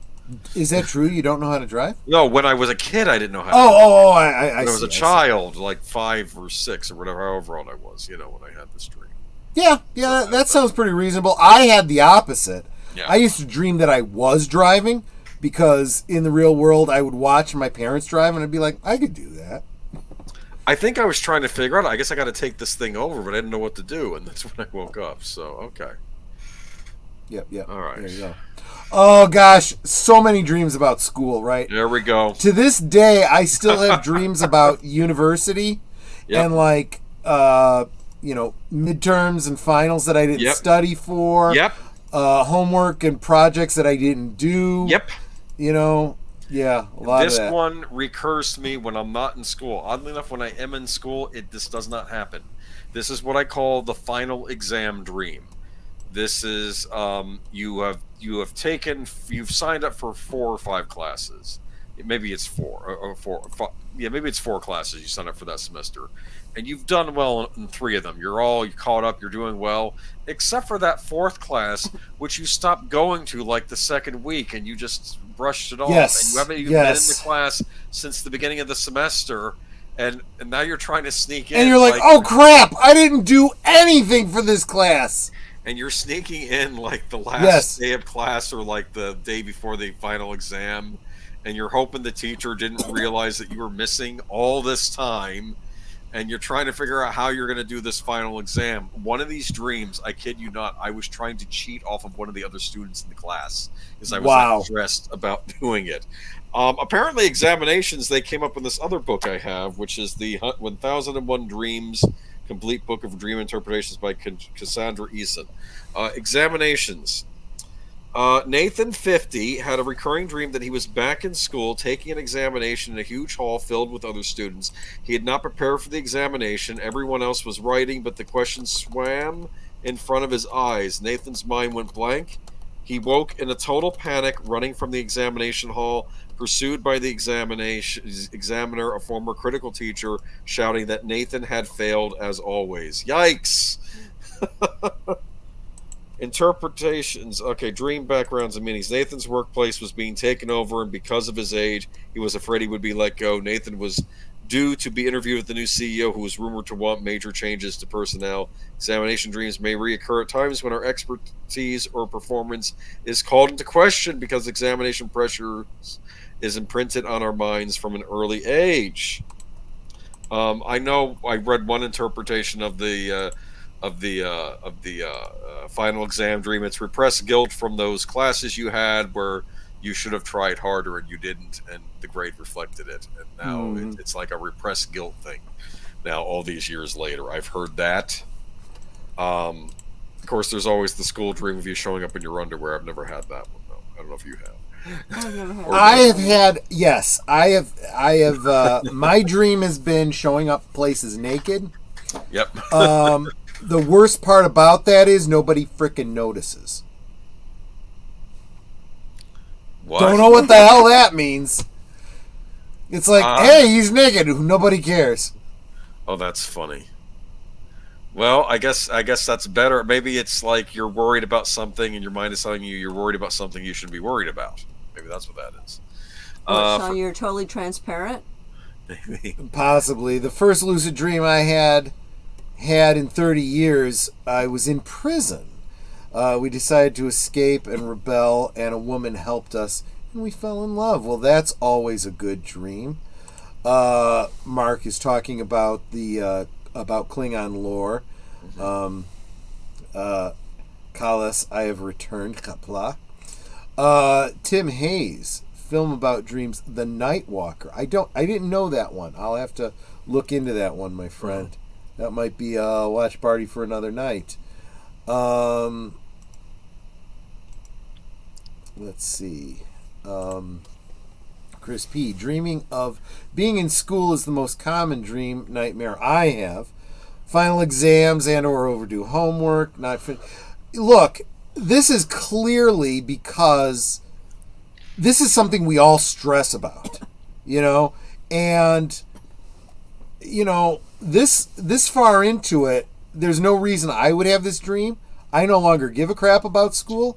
However, there is a confounding factor. I did not finish my degree in college. I got married to a woman who had 2 children. I had to quit going to university and get a job, pay off my student loans and take care of a family. And so there is this nagging thing in the back of my mind that I'm still registered. And there's classes happening that I haven't done anything for, Well, I've had things where where I'm worried I'm not going to graduate or didn't screw it up, and then I realize I have graduated. So you run into those as well. Sometimes it's high school dreams too. I used to have those before college, where I was still stuck in high school and screwing up, and it was this thing. Okay, since Sir Torrhen is still here, one of the songs that I had prepared to sing is a version of "The Impossible Dream" by what's his name? Jack Jones. Love to do it for you, but I am not certain of my ability. So it's going to require. Toasty now. Well, it's not just that. It's a hard song to sing. So I will give it an attempt if I can get one or more people together to put together a $20 contribution to the channel. Because that would be rough. But I do feel like Sir Torrhen would appreciate it because his Broadway sensibilities. Jesse Guajardo said he had a dream about zombies chasing him in high school. I've had some zombie nightmares. Me too. The zombie apocalypse. But they've never, unfortunately. I always, fortunately or unfortunately, however you look at them, they never rise to the level of nightmare. Yeah. Because they're all like slow-moving zombies. So literally, I have no problem just going around, doming them and surviving, and, it's almost fun. It's almost like playing a first-person shooter type game. I think with me, it's more like I'm looking for supplies and stuff, and rather than dealing with them, but I know that they're in the area because it's a thing. Yeah. When I was sleep apnea. Oh, that brings up a whole other area of dreams. When I was diagnosed with sleep apnea, I found I very rarely had dreams before I started on the CPAP. I found out just how important REM sleep is. Yeah, if you're not entering REM sleep, and that's what usually happens when you enter REM sleep, you are at your most relaxed. And that's when you, if you have sleep apnea, that's when your breathing stops and you wake up. So you never get good restful sleep because you never get to experience REM sleep. That's a huge problem. That leads to heart problems and all sorts of things. Netter and I both sleep with a CPAP. And just in case you didn't know, you don't have to be a heavy guy like myself to suffer with sleep apnea. Netter's a tiny little thing, and she gets sleep apnea. Basically, anyone who snores is very likely to suffer from sleep apnea. So, and I don't think I started snoring until much, much later in life. Like, when I got a little bit older. I know it's been since we've been in this house. That could be part of it too. But there's a whole number of things that causes you to have breathing issues that a CPAP would help with. So if you're the type that has trouble sleeping, especially if you're heavy, but doesn't even need to be, you've been told that you snore incessantly, if you wake up a lot of times during the night, if you're not getting good sleep, talk to your doctor, get a sleep study done. They will very likely recommend you try a CPAP machine, which is, you wear this thing over your nose that blows air in. It takes a little getting used to, but trust me, it is so worth it. Actually, it's like Trey had worn one for years and didn't really have any issue with it. When I got mine, because I'd never had this before, the first night it was just a little weird because I had something on my face I wasn't used to. But after that, it's like, I didn't really notice it. It's just a matter of putting the thing on every night and then you go to sleep. For myself, Troy and I both had the one that goes over our nose right now. But for me, apparently I'm a mouth breather at night. So tomorrow we're going to our sleep supply place and they're going to fit me with one that goes over my nose and my mouth so that I'm actually getting good sleep, because I'll wake up after like 2 hours, 2.5 hours. My throat is bone dry, my mouth is bone dry, and I'm waking up because I'm choking because there's no moisture there. So we need to change out my mask at least so that I can actually sleep through the night. Mark is sharing. I went for a sleep test at Troy's urging after I fell asleep while driving. Thanks, Troy. Yeah, I had a similar situation where I had fallen asleep at the wheel. I was stopped at a light, but in falling asleep at that light, my foot slipped off the brake and I bumped into the car in front of me. Literally, a slight tap. Yeah, it was a whole thing. The person freaked out, but there was no damage. But that was, excuse the pun, but it was a real wake-up call. That's when I went and got tested. And, yeah, it's like, besides that, it's like he would do things like he'd be sitting down and he would be moving his hands back and forth. I'm like, honey, what are you doing? I'm playing the piano. Honey, we don't have a piano. And then he'd kind of like jerk and wake up and go, what? Yeah. The funniest one, though, is when he had one hand in front of him. The other one was going back and forth like he was like reading a book. And I was like, what are you doing? He goes, I'm reading my Bible.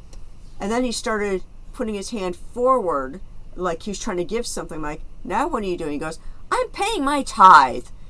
And I'm like, honey, we're at home, we're not at church. And he jerked, woke up and went, like, what happened? What's going on? Yeah. What's that one? Then there was a dream involving Steven Seagal and David Carradine. And David Carradine swung in on a rope shooting an Uzi. I want to repeat, David Carradine swung in on a rope. Oh, boy. By the way, it did mention here that the guy couldn't read the questions. Have you found that you can't read in dreams? I can. I don't remember ever having tried. I have had dreams where I can't and dreams that I can, and I have a theory. I think if it's a dream where I know what's supposed to be written, I'll be able to read it. Yeah. If it's something I've never read before, like I remember one time the teacher called me up to class, and he was he's like, "Here's your final grade," and I'm looking down at the final grade, and every time I kept trying to look at the numbers would blur, and they kept blurring until I went blind in the dream, and then I woke up. So let's talk about another aspect of dreaming that you're kind of getting at here, and it's this concept of dream logic, right? How things that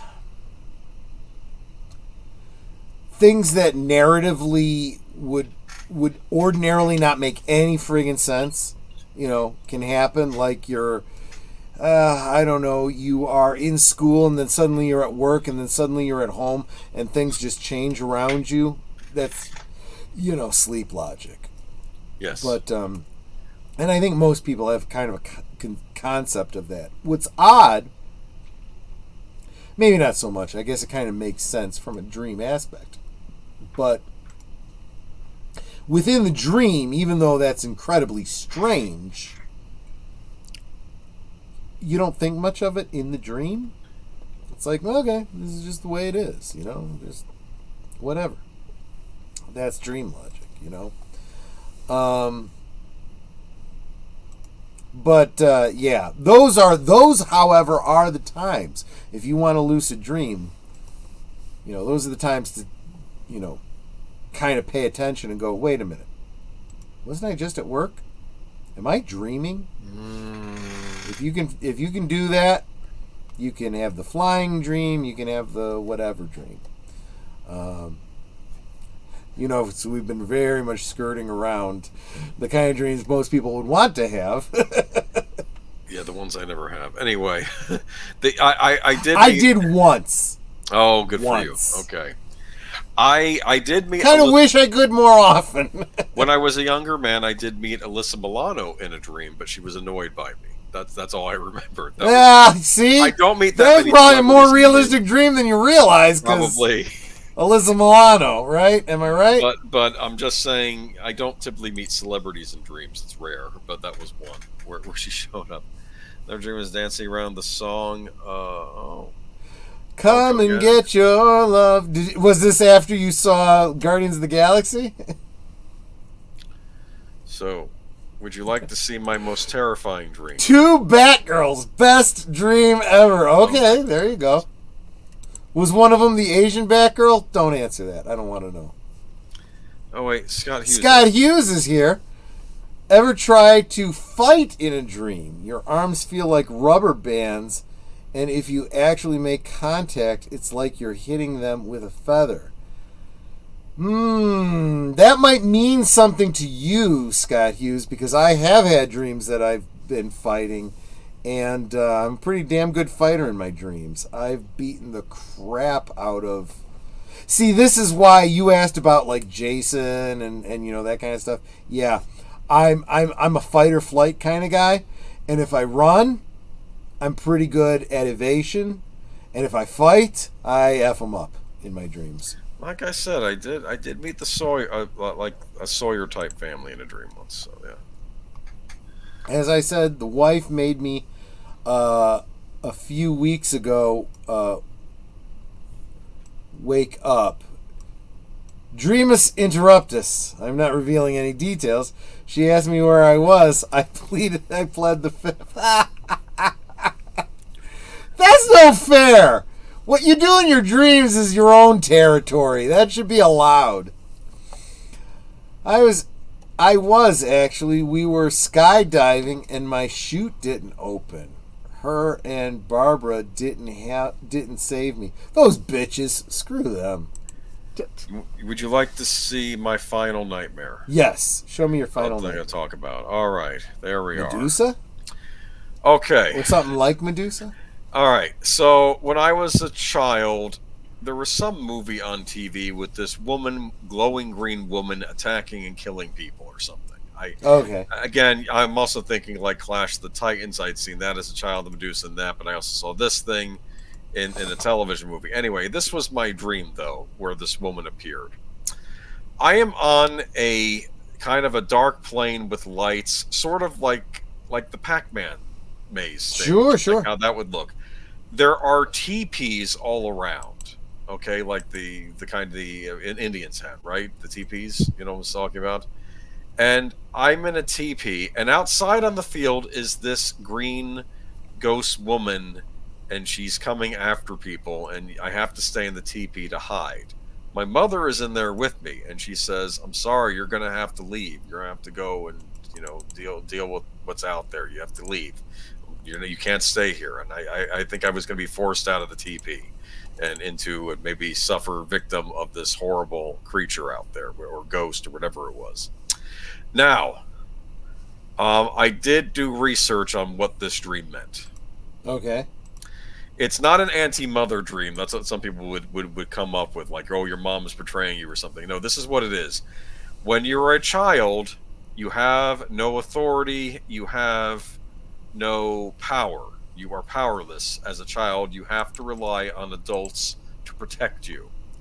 And the fear, the deep-seated fear of children is that an adult, like, could be a parent or a teacher or maybe a local police officer or something, when the chips are down, they won't protect you and will actually put you in harm's way. And that's a deep-seated fear for children.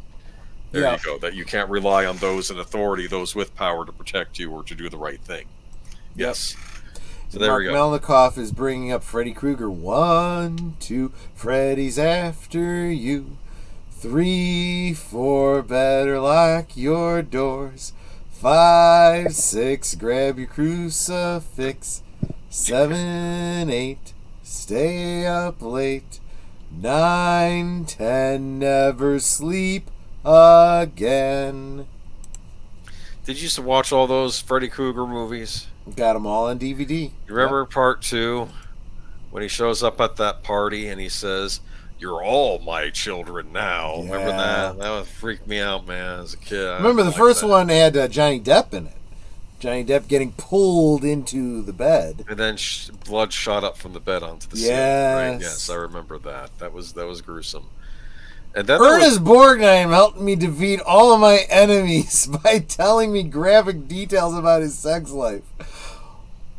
Wow, Sir Torrhen, that is a dream, all right. Wasn't there one Nightmare on Elm Street movie where the kid was a D&D aficionado? And he that was like, 3, The Dream Warrior. And he was a wizard in the... Yeah. He was a wizard. He could actually do magic in the dream. I remember that. Because he was a wizard character in his D&D games, I guess. Yeah. Trey had a fighting dream where I was flying an F-14 Tomcat. Oh, fighting a dragon. That's pretty damn awesome. Just kidding, incoming. I have lost all will to live after hearing about the dreams for Torrhen. That's dreams for Torrhen. There you go. Racist Lois Lane might be the funniest dream I ever had. Well, let me tell you something. There's some like 60s and 70s Superman comics that are not very culturally appropriate these days. You know, I just realized if Captain Kirk had shown up in my dream, he would have taken care of the Green Woman. Oh, there you go. Because he liked the Green Woman, right? No, I'm sorry. Never mind. It's not that funny. Okay. Anyway, Nightmare Part 2. I don't consider it part of the continuity. It's not good. That's the problem. You don't consider it part of the continuity. That was the first one I ever saw, though. Oddly enough, I remember I was at a Halloween party and the host of the party wanted his mom to rent a couple horror movies, and she brings home E.T. and he gets very angry, but then she also brought home Nightmare on Elm Street 2, and I think we were watching this scene where like the one girl is being toyed with by a long tongue or something, or maybe she had a long tongue. Yeah, I don't remember. She's on the phone, and then out of the phone comes this tongue, and I saw some when we hit the VHS era. Halloween parties were, let me tell you. So Poltergeist was one, and I'd already seen it in the theaters, so I just left the room when the whole face ripping thing. Yeah, they purposely rewound it to play it again when I came back in. I'm like, fuck you guys.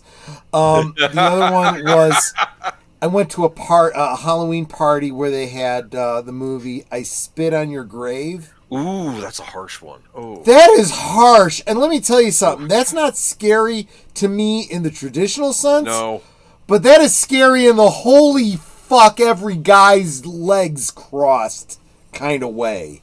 Let me tell you. Directed I Spit on Your Grave. But in a way, the reason it's not a horror movie is because it's one of those everybody that died kind of deserved it, you know? Spit on Your Grave. Who directed that movie?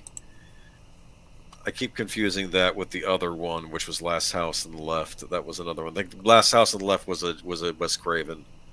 Okay, yeah. Amir Zarki, I don't know who that is, but I remember that came out. I remember Wes Craven, though. He did a movie called Last House on the Left. That was another one that people compare to I Spit on Your Grave. And Scott Hughes, yeah, absolutely. Miss legit Halloween parties. Let me tell you, man, I get you. We should maybe have a stream on Halloween parties, maybe around... well, obviously more like in October. Yeah, October, time.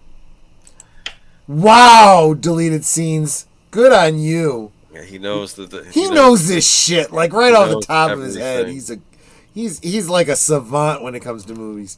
Even the remake of I Spit on Your Grave was good.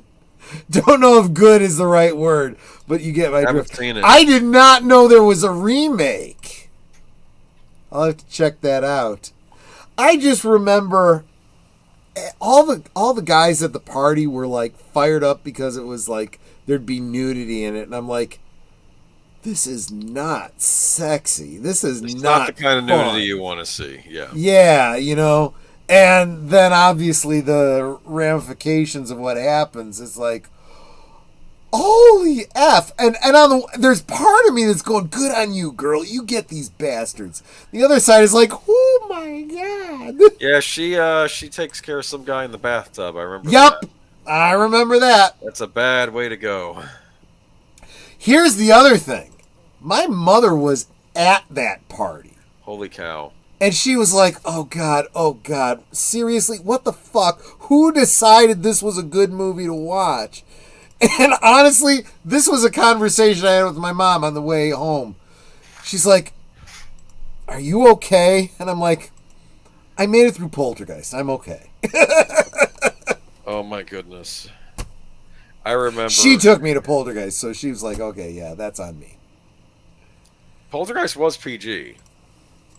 Well, I know, but PG back then was before there was a PG-13. PG back then was like a hard R now. No, I'm sorry. It's like, That's interesting, Scott. I did not know that. I may have to look into that. Same premise, different death scenes. But yeah, 2010, that would have completely flown under my radar. I wasn't paying attention.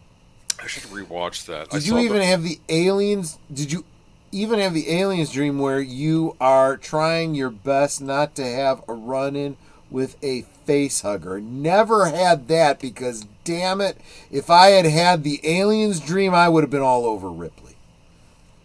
You know, before you freeze yourself. Look, she's in her friggin' underwear. It's like, damn. Prepubescent Troy was like all over that movie. And then it was like, oh, for fuck's sake. What other women were in Aliens? You had the Winona Ryder android in Resurrection. Was she an android? Yeah, it was revealed. I saw that movie once. Never watched it again. Because it wasn't good. That's why he never watched it. No, it wasn't. Although I do like Winona Ryder. You know? It was still better than 3. 3 was terrible. I was on Birdman stream watching 3, and we were watching the newer cut of it. Like, yes. And then like, no, it's not better because it's actually longer and it's just more of the same crap. Right. No, that was my birthday movie the year that came out because like my dad would take me and my friends out to see movies. I want to see Alien 3. It's like, oh God, this is not good. I have all of the Alien movies and all of the Predator movies. Yeah. Oh no. Don't tell me yes. you have Alien versus Predator? Yes. Oh no. Both. I've heard things about the sequel. The first one was good. The second one, not so much. No, but you know me, I'm a completist. Heard there's a hospital scene in the sequel. Yeah. Which it's terrible. You know what? No offense, 20th Century Fox really did not take care of that franchise. No. It'd be interesting to see what these new ones, because the new director is like, he's taking it back to brass tacks, wants to, you know, we'll see, make it, and it's like, well, yeah, exactly, we'll see. I've liked the 2 movies I've seen by him, so we'll see. I did like the Evil Dead remake. I know some people didn't, but I did. And while I get that we've kind of gotten off track, these are all the things that fuel our nightmares, right? Yes. Talking about face huggers and in your dreams and stuff. You know, it's like, I dig it. Yeah, so Torrhen, you got to get them X-Men movies. They're good. X-Men Origins Wolverine. I feel like I have to watch the Logan now before I watch that. You probably do. That new one, the Deadpool 3. Yeah. Plan on buying the X-Men movies. I treat Logan as what's the word? Apocrypha.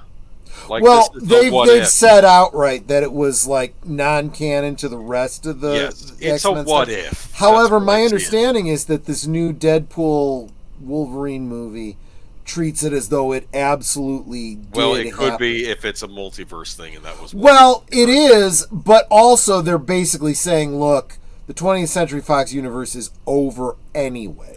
Let's just cap it off with this, and we'll deal with that storyline. And it's interesting. Yeah, so I do want to see. Obviously, I want to see. Well, I think I actually have it on my Amazon list to buy. I want to spoil one aspect of it for you, which I found a little heartbreaking in it. Logan is having to take care of Professor X in his old age, right? Yeah, I've heard the whole story of Logan. But so Professor X is dealing with like a dementia problem, right? But the trouble is that makes it hard for him to control his psychic powers. Do you understand? So it's like, how would that affect a mutant that had the psychic powers? And it's like that's like the worst thing for him to have gotten. I will go even further. Still, not having seen it, so this isn't really a spoiler for me. I did see a like fan theory type video that sounds very plausible. The fact that Wolverine is losing his regenerative ability and Professor X is losing his ability to control his whammy, right? And apparently part of the story is that, you know, no mutants have been born in however many years, and, you know, those that do are losing their abilities or whatever. There's a belief that I guess it has something to do with corn processing or something, that the food that is being served to people would diffuse the gene. Yes, it's destroying the X gene, which is preventing new mutants from being born, suppressing the abilities of existing mutants, which is what is killing Logan. Makes perfect sense, actually. Anyway, if you end up watching it, but let me see. To be depressed, X-Men. No, actually, Scott, I've heard a lot of people don't care for Logan. It's okay, but as I've said before, I do treat it as like a what if. I don't treat it as okay. So his ending. Yeah. Good point. He's saying I don't go to a superhero movie to be depressed. X-Men plus Green Mile equals Logan. Of course, Logan being a Stephen King drama. He's not really. Yeah, I don't know what I'll say about Logan, though, as opposed to other things that make me depressed in other franchises. At least Logan is still acting like Logan in the movie. It's not like they. There you go, Scott. See, you and Potawatomi are simpatico. I'm only going to watch the damn thing because it seems to directly precede or is necessary to get all the references in Deadpool. I still need to watch the director's cut of the Wolverine. You remember the Wolverine?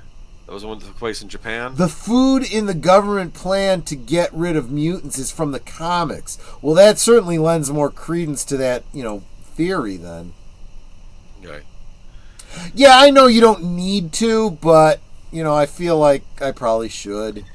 Look, I kind of feel Deadpool, Logan, Deadpool 2, and Deadpool 3 are probably all four movies in kind of like the same series, whereas they're kind of separate from the other X-Men movies. Yeah, but everyone loves. I know it hit. Some people loved it, some people hated it. It's fine.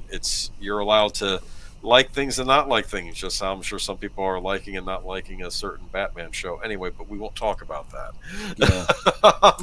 That's for another night. For another night if we do talk about it. Sounds like you really want to talk about it, though. So we don't have to, because I don't want to force you to watch something. Keep saying that, but he wants to, and I do and I don't, and I can't. No, you don't owe me nothing, and I'm just saying we may get there, but I'm probably going to be going soon, though. But, I was kind of thinking we probably should wrap it up. Anything left to say about dreams, though?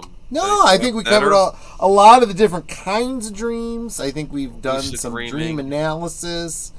We've definitely wandered a little bit into the esoteric. I think that pretty much covers it. Yeah. Yeah. Okay. Cool. So tomorrow night we're over on.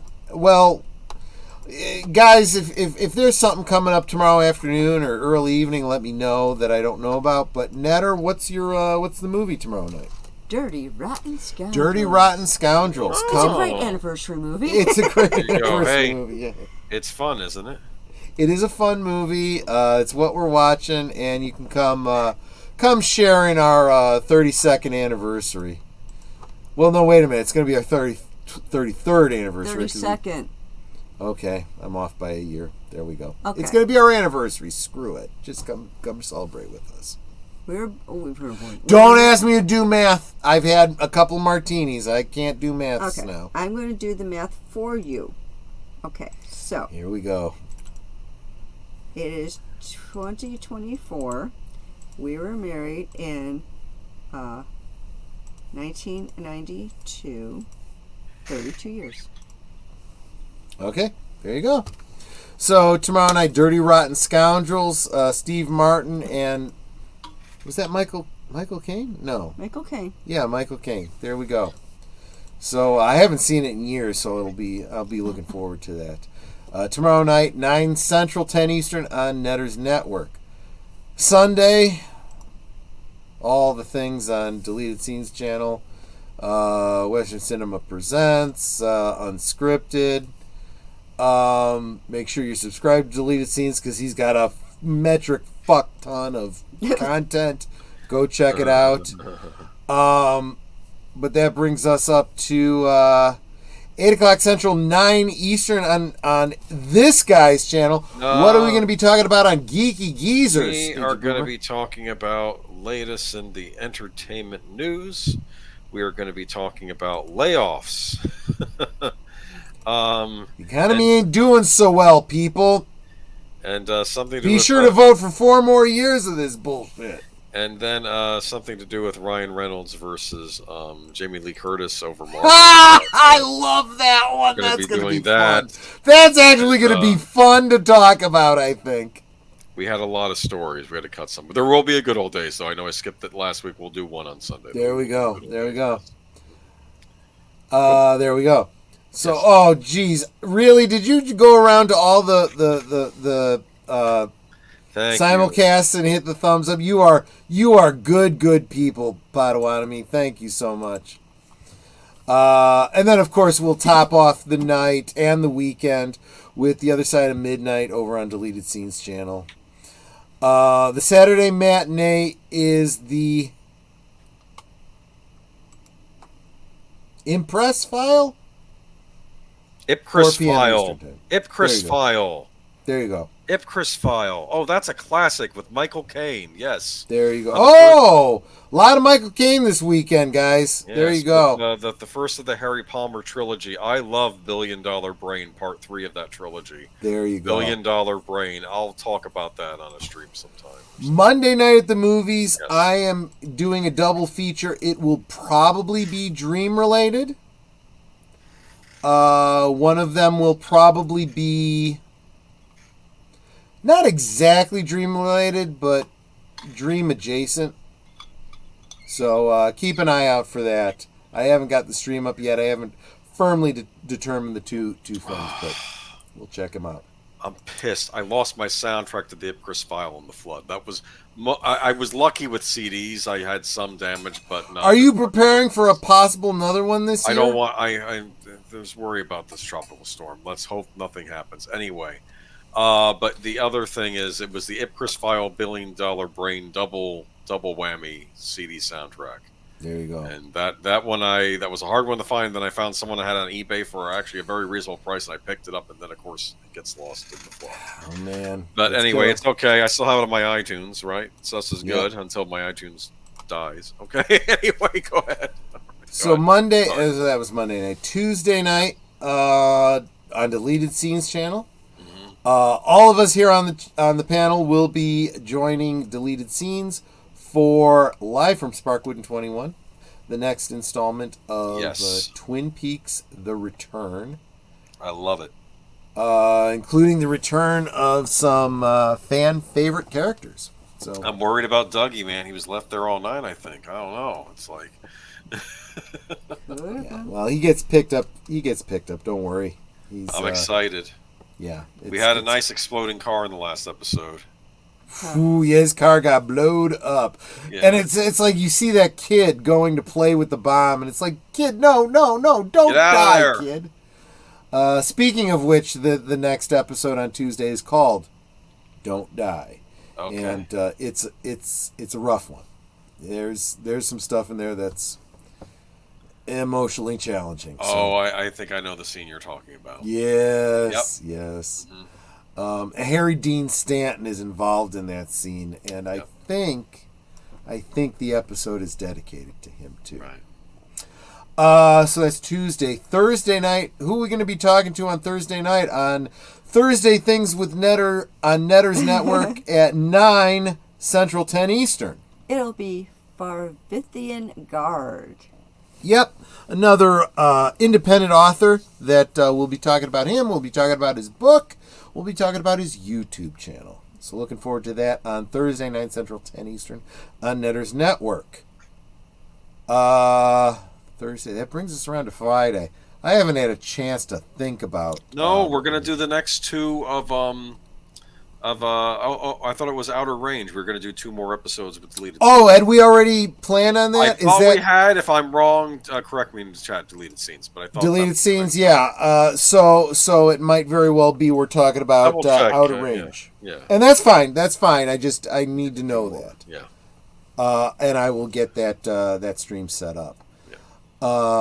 And that'll be next Friday, 9 Central. I believe so, but you can double check with deleted scenes in case I'm wrong. Yeah. And of course, I will be drinking, and it will be fun to watch me get drunk. Yes, so I have to catch up on the next 2 episodes before that stream. There you go. I am done with Cobra Kai, though, so I can now catch up on that. Yeah, well, fuck you. I haven't seen a single episode yet this season. You'll get there. I'm too busy. The drama.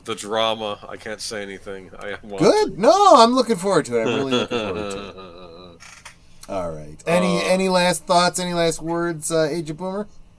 Nothing, except that I hope everybody has pleasant dreams, and if you want to try lucid dreaming, make sure it's not in a zombie apocalypse. Sorry about that. There you go. That was freaking me out, man. Now I'm going to have a nightmare about that, whatever that is. Right. Netter, any last words, any last thoughts, and then take us out? I could take you up, but my gun's not loaded. That's what every time I go out of the house and come back, she goes, "Oh, I missed you," and I'm like, "Well, that's okay. We'll take you to the range so you can practice your aim." Yeah. I just want to remind everyone to make sure that you are sub to every member of the panel as well as every member of the chat. And if you think you're sub, go back and double check that you're still sub because YouTube. Yeah. And with that said, we can talk amongst ourselves, and that's all well, good, and fun. Excuse me. Yep. I got hiccups.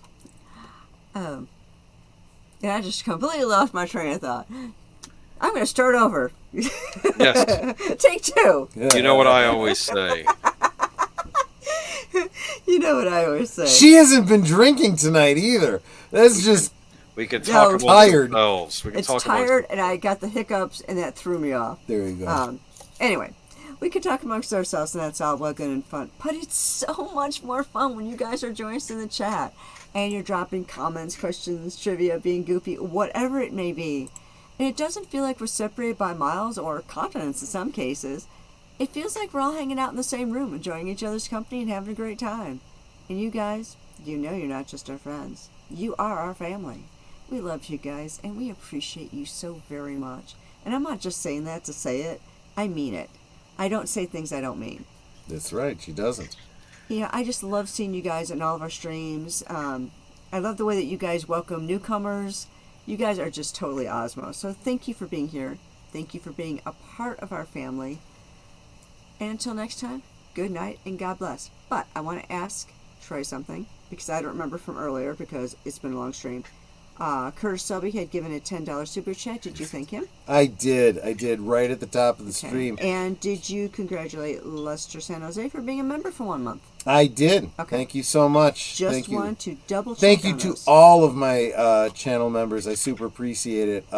With a stream like tonight where this stream is not monetized, you guys are the ones keeping the lights on here. I super appreciate it. In fact, I think because of that, I really ought to take it out with one more song. So panel, stay with me, but I'm going to take you out just so that there's no echoing going on, and I am going to move to the speakers so that I can bring this in, and here we go.